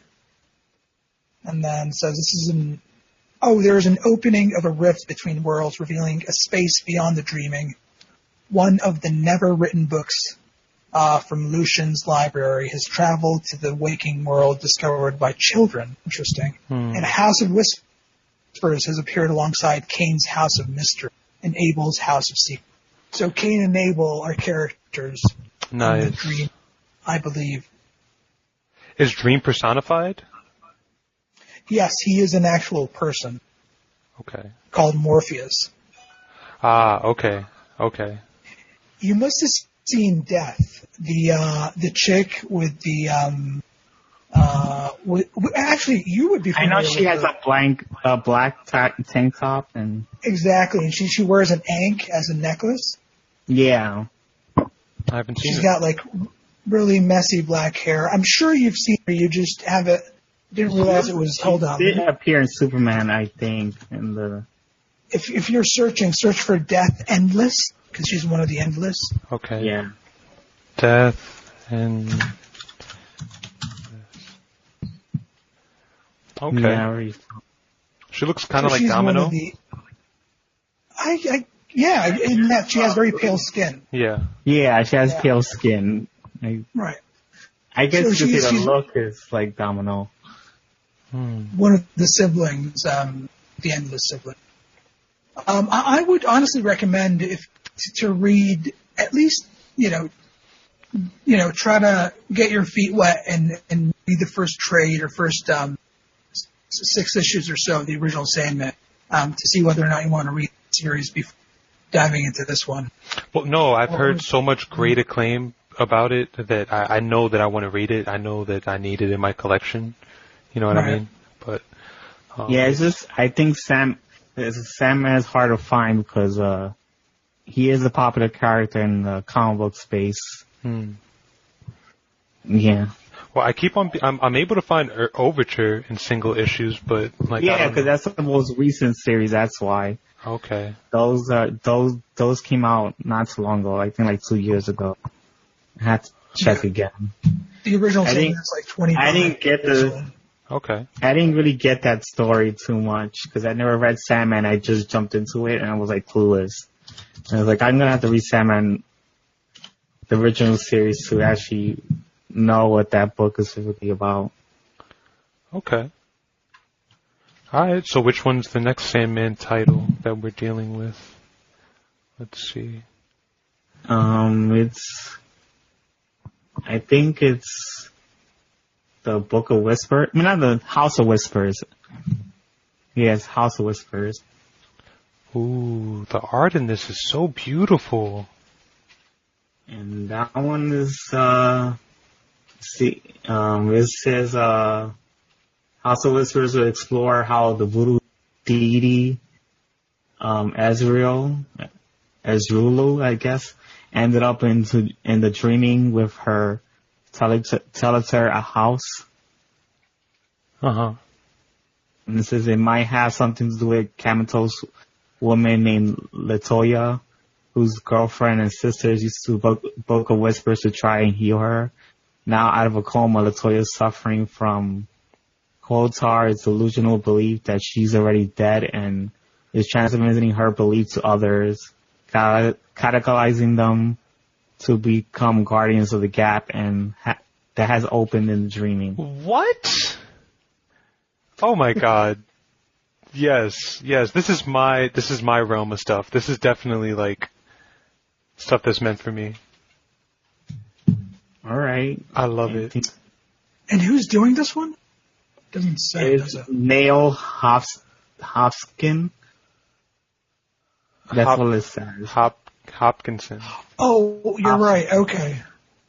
Right. Sorry. Yeah, it's right there. I didn't read it. And who's doing the art? It doesn't say who's doing the art. I don't know why. It needs to. Damn. Yeah, because the art looks beautiful. And even the next art book, see, I'm a fan of owls, so I'm biased, but oh my god, they even have the Monas Hieroglyphica. Both these things I have tatted on my arm, so like... Because, Books of Magic is like Harry Potter in the DC universe, basically.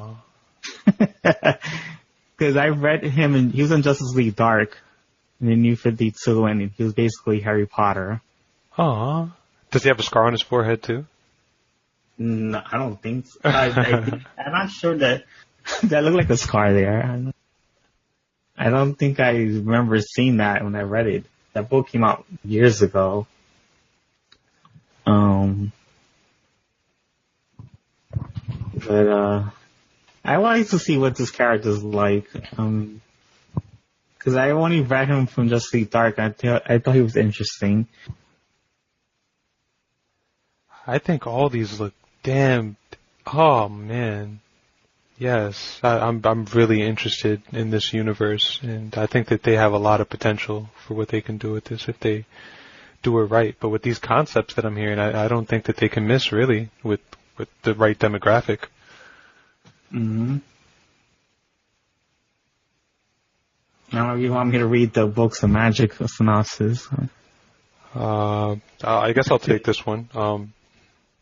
We'll write Books of Magic, which will follow up on Gaiman's 1990 miniseries of the same name and explore Timothy Hunter's magical education as he's torn between two powerful destinies. Spurrier will write The Dreaming, which will follow the Sandman supporting characters like Lucian the Librarian and Matthew the Raven as they navigate a dreaming without dream.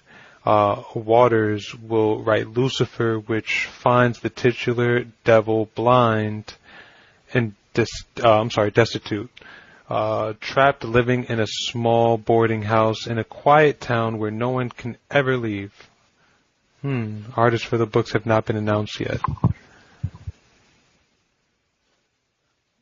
Oh, that's kind of disappointing. Do you think so?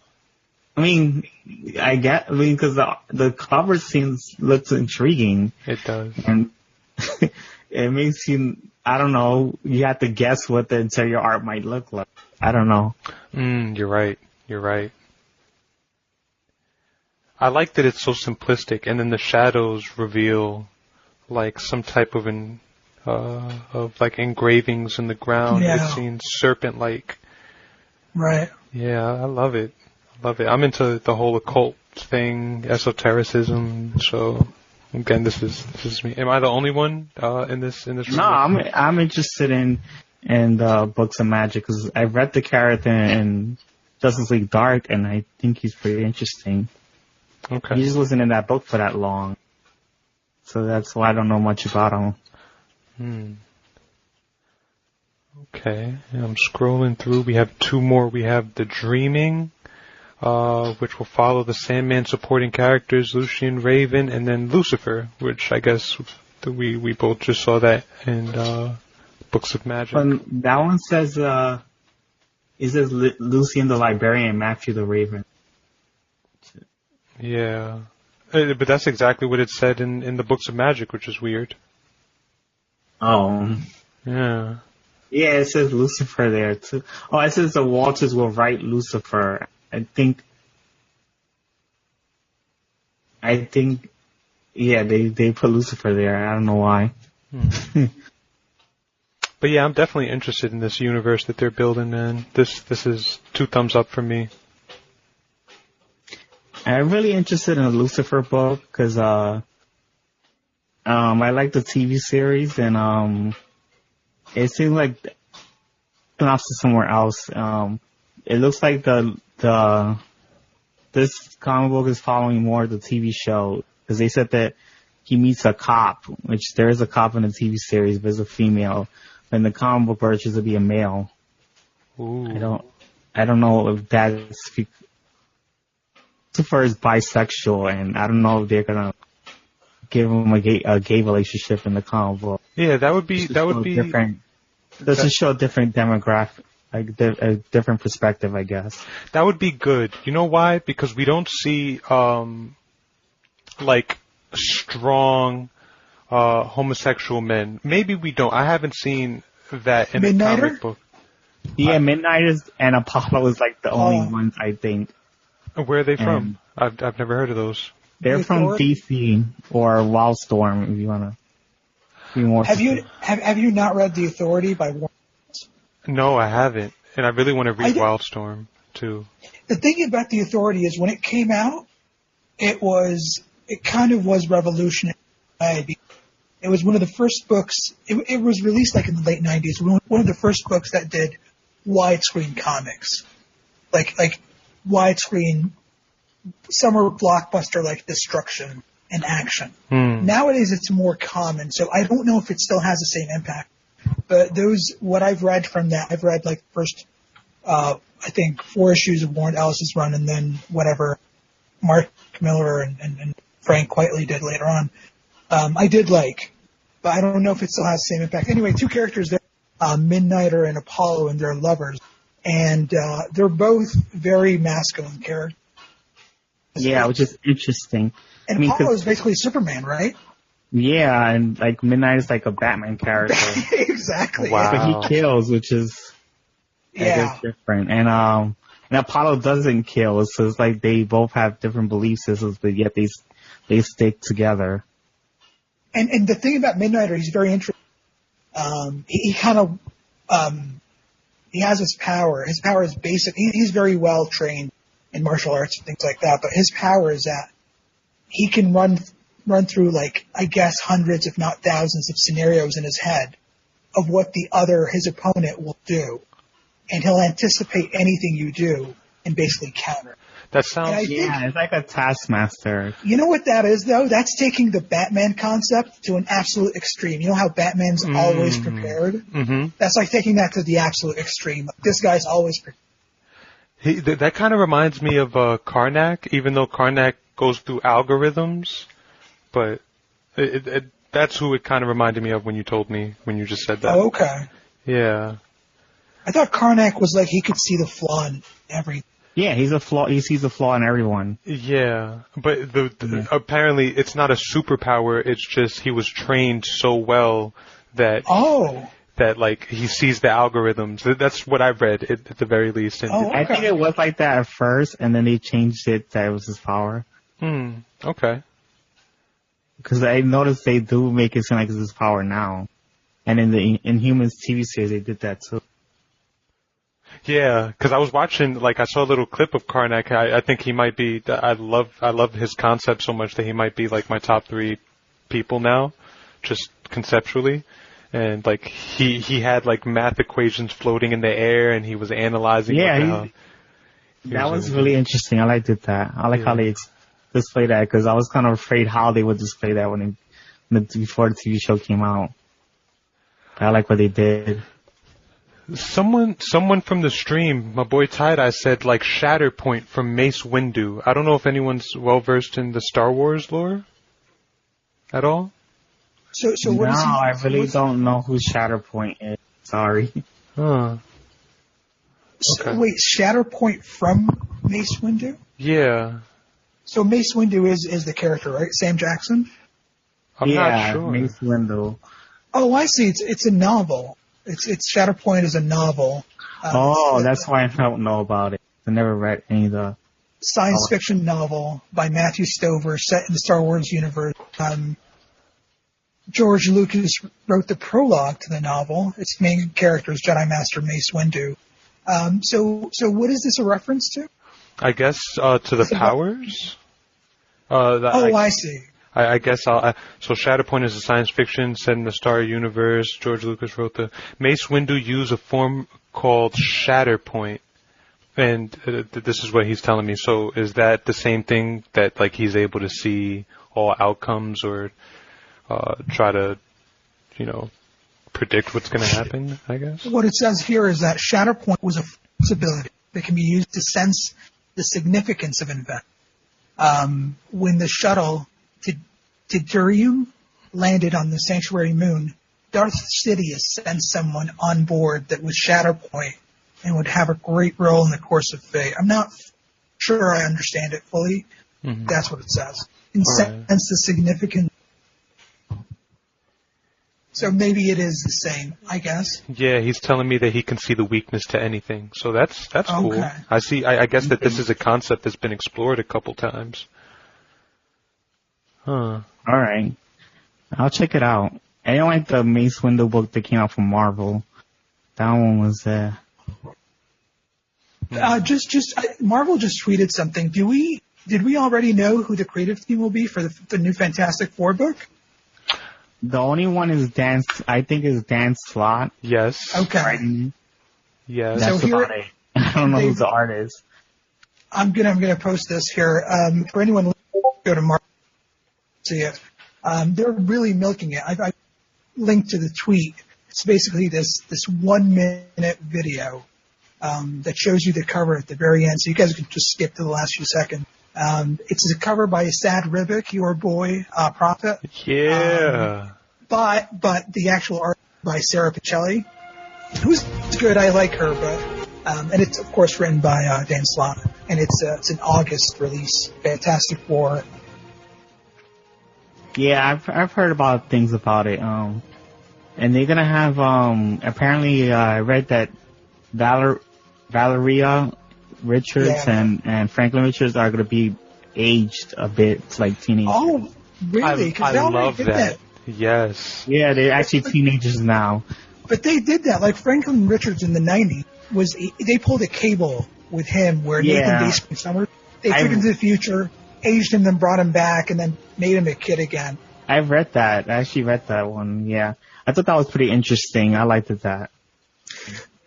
So even though I'm not interested in Dan Slott's Iron Man, I am interested in Fantastic Four. I don't know if you remember, but about 10, 15 years ago, he wrote a Thing series that was really good. Oh, I never read that. I think I've seen it, but I never read it. It was like a short thing. I remember one of the covers being him looking like a detective in a suit with the top hat. Am I correct? Yes, that's absolutely right. Yes, he came in, and that was why he was wearing that suit, I think. Okay. Yeah. That's interesting. Well, when it comes to this Fantastic Four that's coming out, I actually read about it yesterday, and I looked at the cover, and I was like, I do want to see those kids be grown up, and because apparently Franklin is like something else. Like his power is yeah, next level. I think he's one of the most powerful characters in the Marvel Universe. Yes. Yeah, I just didn't like that Reed Richards was trying to like stop him from using his powers, even when they actually needed him. They was like, no, don't use. Was that in Hickman's run? Yeah, and he was like, okay. No, I think it wasn't Hickman. It was probably Matt Fraction's run. Okay. And I noticed like Franklin was just very emotional that he couldn't actually help out. Like it's kind of hurt him, and I could see that. I don't know. I kind of felt for him at that time. Well, I still have this gentleman commenting right now. I just want to read this out. He says, like he knows when the perfect time to act, like if killing a moth would cause an earthquake that would have killed Darth Vader, Mace Windu would have known when to step down, or if there was a point in a major battle where a key player would make or break the fight, he would know the path and action to make a difference. Mace Windu is the shit. All right. Well, that's cool. And I guess that's interesting. Yeah. I didn't expect that. But just to jump back into Fantastic Four, I believe I don't know where it was, but I read about it in a recent Fantastic Four run, and it really caught my interest. The fact, I think it was Franklin in the future when he's an older man with a beard and everything, how he resurrects Galactus and he makes his own Galactus. Spoiler alert. I think we need to start these streams or these videos with spoiler alerts from now on. Oh, I think I saw where he's saying, "To me, my Galactus," right? Something like that, yeah. And then he just wakes up. Panel. Yeah, I remember there was in Jonathan Hickman's run that Franklin Richards was a herald for Galactus, the future Franklin Richards. That's nuts. It is pretty nuts. Well, you know what? Let's get back on track. That is definitely going to take like some time. I feel like we can definitely talk about that. But let's finish this DC books. All right. So I guess the Black Label. Okay, great. So the Black Label. This is the one I think that's of interest to all three. Yes. It's got very familiar creators, very familiar characters. Although, I guess that this first one might be a little bit controversial. What do you guys think of Frank Miller, by the way? I think he's pretty good. I do like Dark Knight Returns. And I did like the Dark Knight Returns series. Anything after that you like? Because I think no one argues about that. It's the work that came after Sin City that people that's the kind of the point of contention when it comes to Frank Miller. I don't know. I've heard he has a lot of good work, and he has a lot of inspiration in media out there already. Like the Daredevil series had some influence from Frank Miller. I mean, I enjoyed the Sin City, the first movie. The second one was not that good. Oh, the first movie was awesome. I do like 300 as well. That's about it. Yeah, I think so. So his Daredevil run, of course, is legendary, and then he did Dark Knight Returns and Batman Year One, which I agree are all great. And then he did Sin City, which I think was revolutionary in comics. Mm-hmm. The comic itself, the way it was done, in that black and white shadow style. But and that I think things started to fall apart in terms of fan appreciation with DK2, Dark Knight Returns 2. Yeah, I heard that one was not that good. I never read that one. I heard it was pretty bad. I read it. I don't hate it. The first time I read it, I actually liked it. And then I read it again just a couple of years ago, or about a year ago, just before Dark Knight 3, The Master Race came, because I bought that as well. Mm-hmm. And it didn't hold up to me. And then The Master Race was so-so, even though it was, I think, co-written by Brian Azzarello. I didn't love that book, to be honest. I actually liked that one. I like The Master Race. I did like it. I didn't like the short stories that Frank Miller wrote.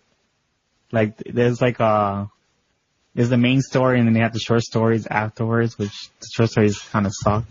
But I did like the main story of The Master Race. What about you, Prophet? What are your thoughts on Miller? Miller, you know what? I didn't get to appreciate his work like that. I think he was just a little bit before me, and I was more into like. I think I just passed on Miller. Like, I didn't get to really enjoy his books or really enjoy his art, and especially before this year, I wasn't paying attention to who was writing the books. I was just enjoying the books. Okay. So I can't really give an opinion, but the artists I love Romita Jr., even though a lot of people don't.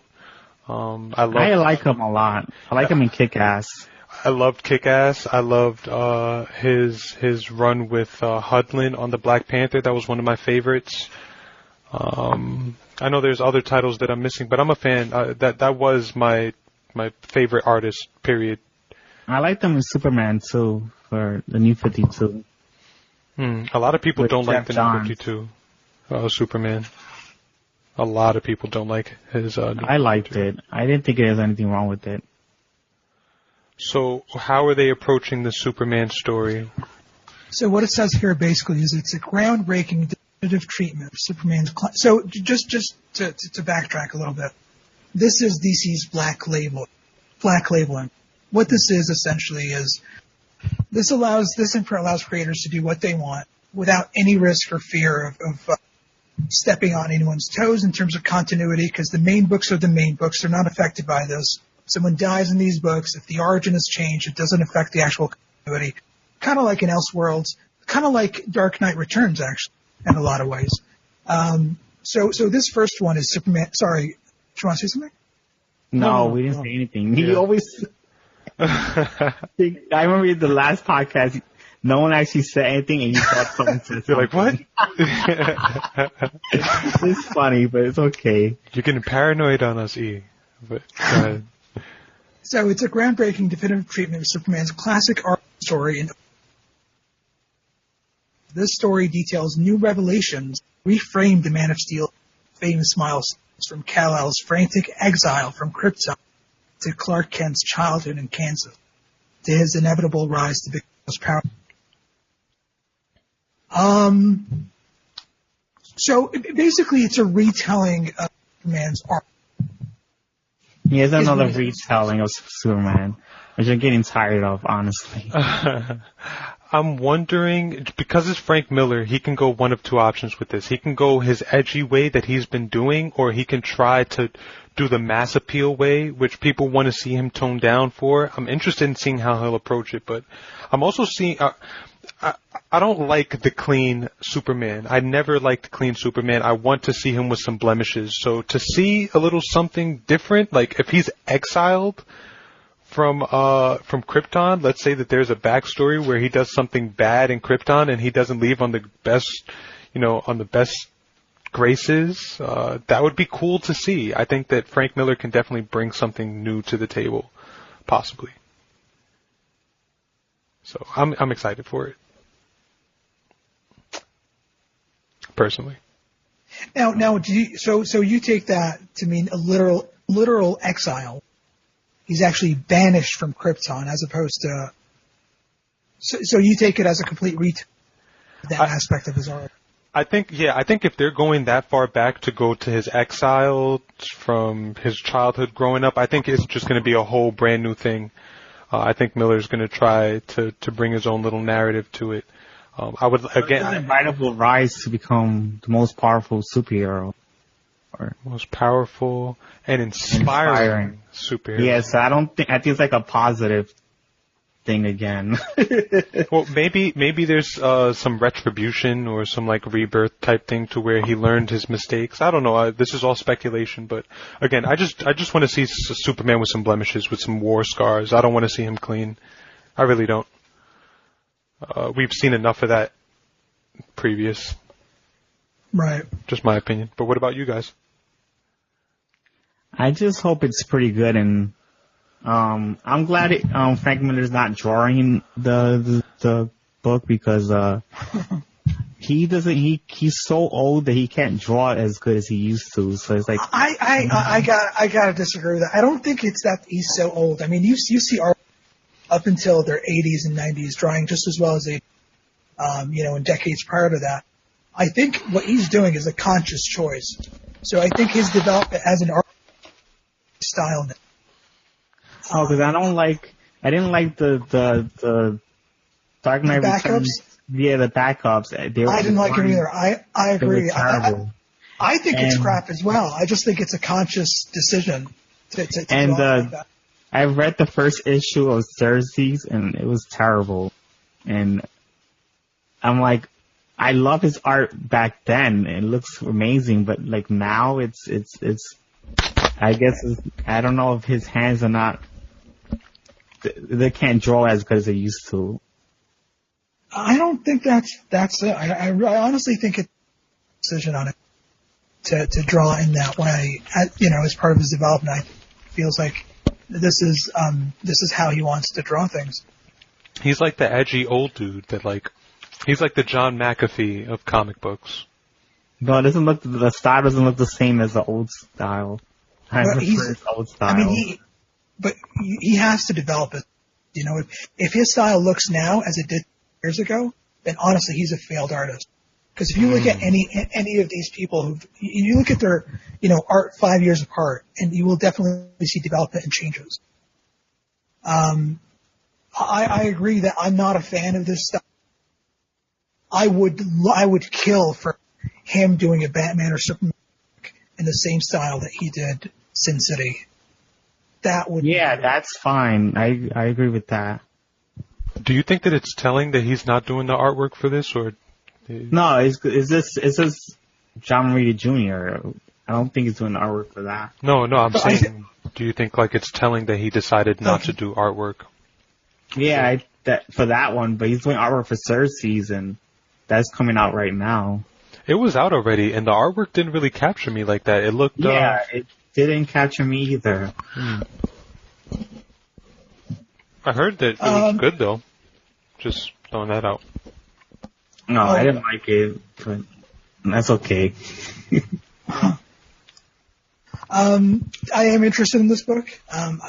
Do you guys know if it's a graphic novel or a limited series? I don't know. I think it's probably a graphic novel. I don't know. Okay. No, don't say that. Don't say that, please. Well, it's just... Yeah, I don't know. I don't know what they are, so let me not say anything. I'm hoping that these are comics, because that's just what I'm hoping. I prefer comics as well. Yeah. And then there's Batman Damned by Brian Azzarello and Lee Bermejo. I pronounce it Bermejo, but I don't know. No, that sounds right. That seems like the Spanish way to say it. Bermejo. It probably is. Okay, so sorry, just some more details on Batman. Here it says it's a 3-part series. Now, it doesn't specify if it's a 3-part graphic novel or 3-part comic, but I would imagine it's... Yeah, me too. Which gives me hope. Right. And basically the selling point of this Batman Damned is Batman and John Constantine, which it gets me. I wonder if he'll be able to bring those supernatural elements to Batman's world and how well they'll mesh together. Yeah, I like that. I'm pretty interested in how Batman and John Constantine will work. Yeah. Is this the first time something like this is happening? Not really, because I remember, I think before the New 52 they did something. I never read it, but I did see pictures of it online. And they in the Justice League Dark book, the animated DVD, they had Batman working with John Constantine, introducing Justice League Dark characters. I liked that movie. It was alright. But I just want to see more of it, actually explored. That was just a taste of it. Okay. Alright. I'm seeing another thing. Whispers spread of the news. Joker is dead. I don't know if we want to. Do we want to read this? I don't know if I want to read the rest of this. Oh. I imagine that's the story. Well, it deals with the Joker's identity, and I think it's exploring what the Joker is as a person. I think. I wonder if the Joker will always now be Jack Napier or not. that'd be interesting to see.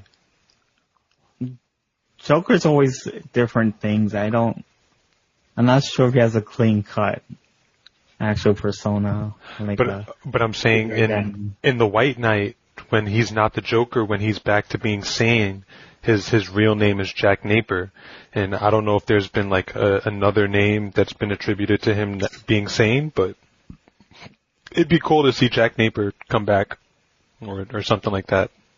I don't know. Well, they have used Jack Napier before. Have not they? the first. Yeah.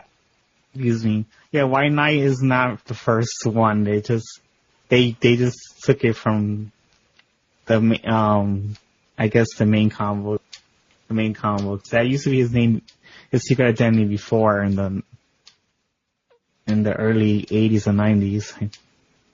Interesting. So yeah, no, both of these are definitely hits for me. I'm picking up both of these. Especially the second one for me. Which one? The Batman one.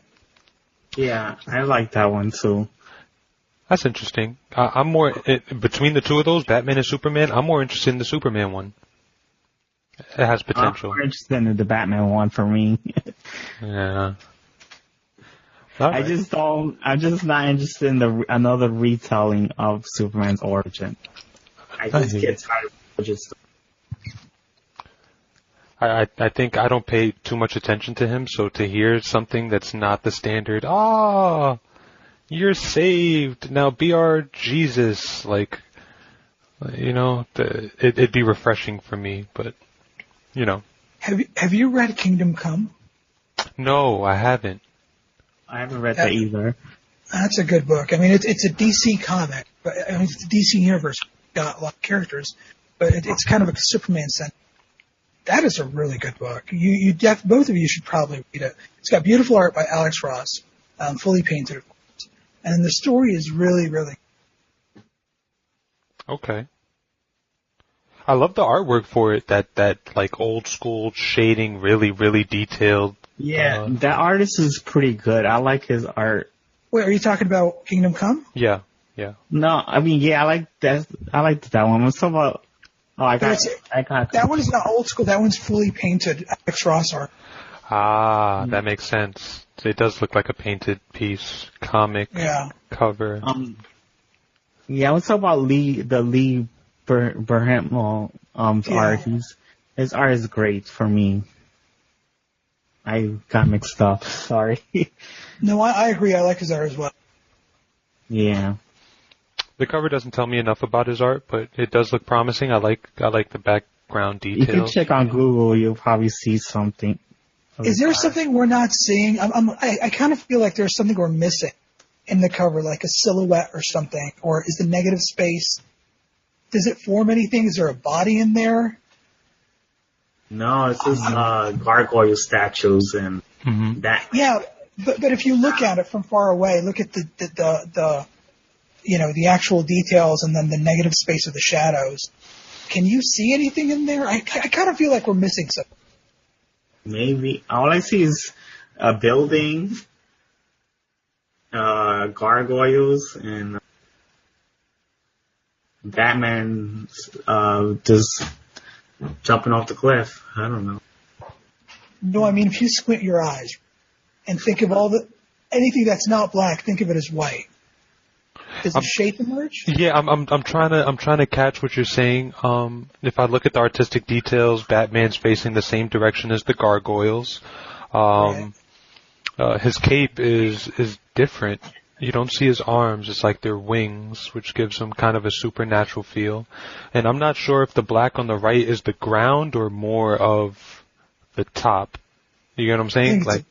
It's a building, I think. Okay. Top of the building we're looking at. I think so. Yeah, but I'm not sure. Maybe that's one of those things that like we'll find out later in the future what that is. Right. Yeah. Okay. All right. So I guess the next one is Wonder Woman, Diana's daughter. Out of all three of these, this may be either my first or second like anticipated one. The reason I say that is because before we read the synopsis, when Black Panther came out, I was like, they should have treated Wonder Woman like this. I would love to see Wonder Woman in her Amazonian roots being the queen, more tribal, just being who she is in the essence of it. And when I see this cover art, it's beautiful. She's with a lion. It's more animalistic. And I think that this has huge potential.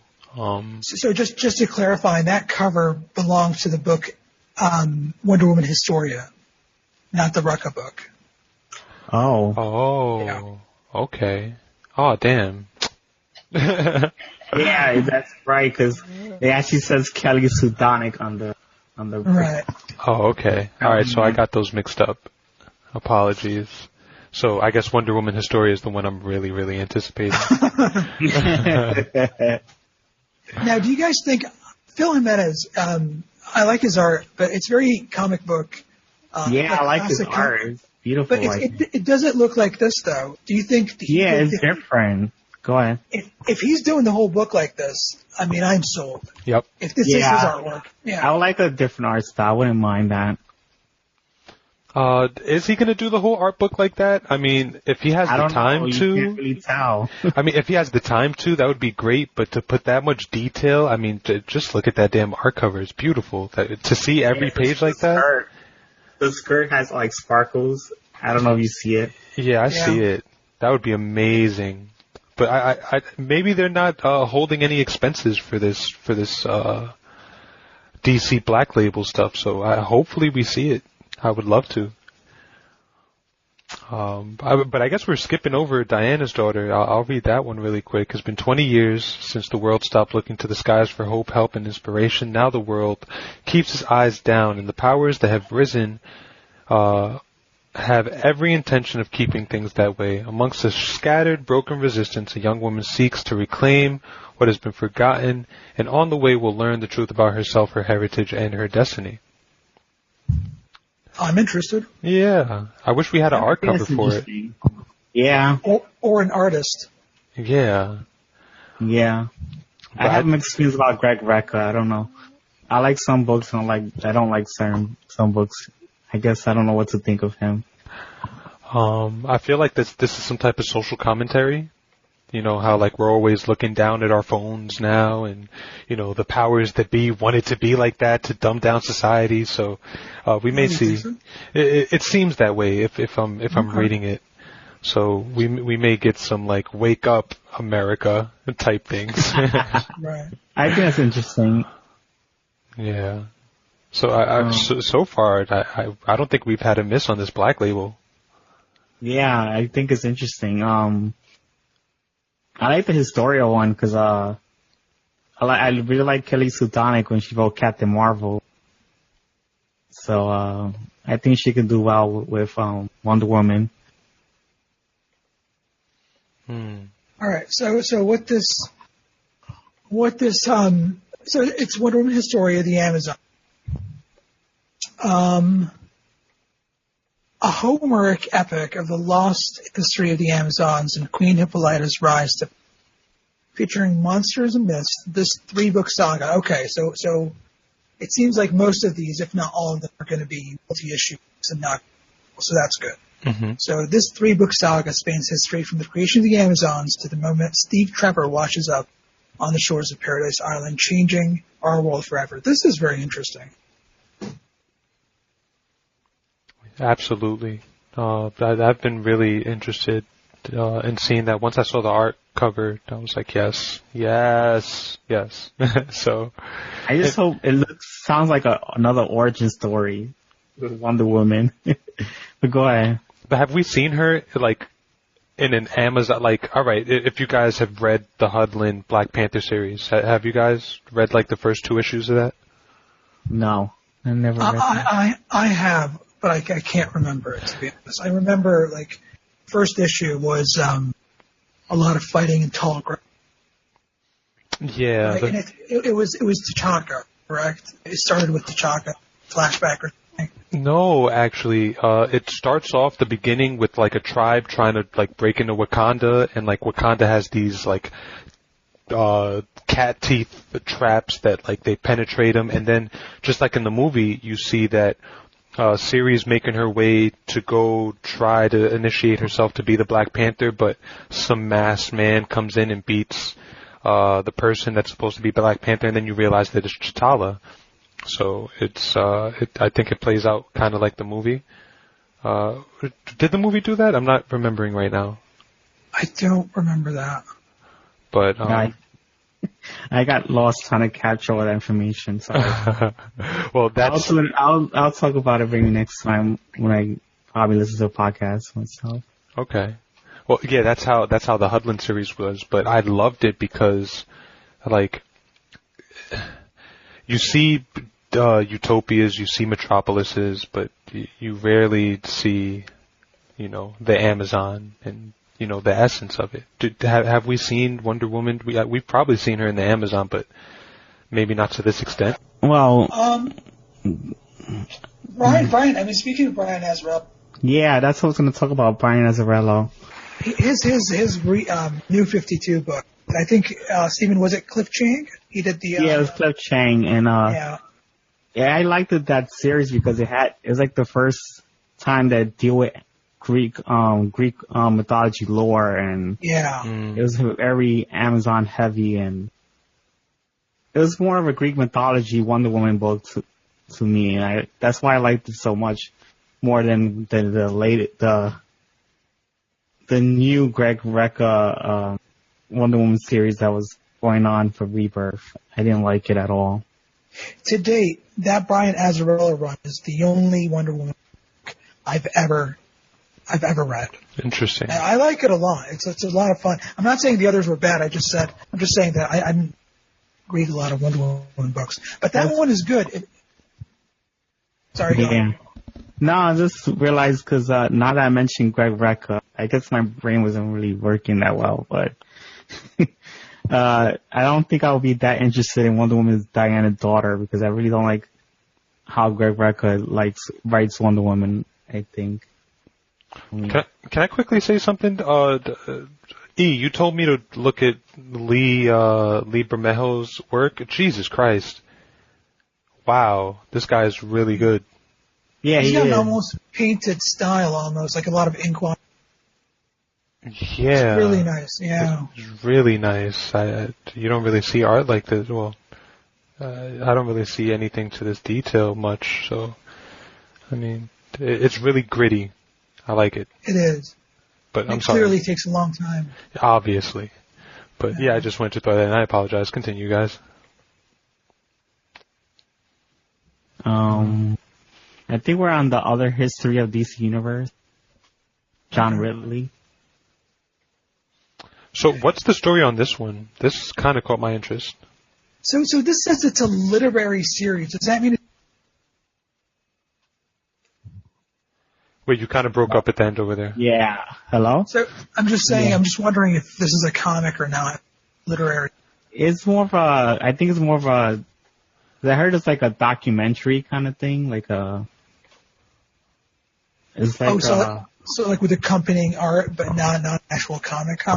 Yeah, like an anthology on diverse superheroes. Like, I guess they mentioned Jon Stewart, Extraño, Vixen, Supergirl, Katana, and Renee Montaña. And is it among others? That's it. What I was expecting is New Gods or something like that. No, I think it's basically diverse characters. Interesting. Or I guess it's just females and characters that isn't white, I guess. I guess this is the only miss that we've gotten so far from this. I mean, it doesn't really give us much. No. I mean, unless we know more. I just think this book is interesting to talk about the history of these characters. Diverse characters throughout the comic book history. I think that's what it's all about. I guess it's trying to grab people's attention of, people who have different racial backgrounds. I hear you. I mean, they better do it right. I mean, it has potential, but right now, does it have me? Absolutely not. No. All right. It seems lazy. The next one is Batman Last Night on Earth from Scott Snyder and Greg Capullo. So have you guys read Snyder and Capullo's Batman? I did. I love his Batman. Oh, when was this? This is the New 52. This from 2011 and I think 2015. Is it still going on? No, they did 50 Tom issues. King took over. They wrote a lot of issues. It was a lot. Okay. All right, and you guys enjoyed it. Yeah. I'm guessing. He's before Tom King. That's it. I don't know how I felt about it. I didn't read I read all the way until the death of the family. And I had mixed feelings about everything, even Court of Owls, even Death of the Family. I don't know why. Like, I was reading the book and I was reading reviews and reviews it was quite a critically acclaimed book.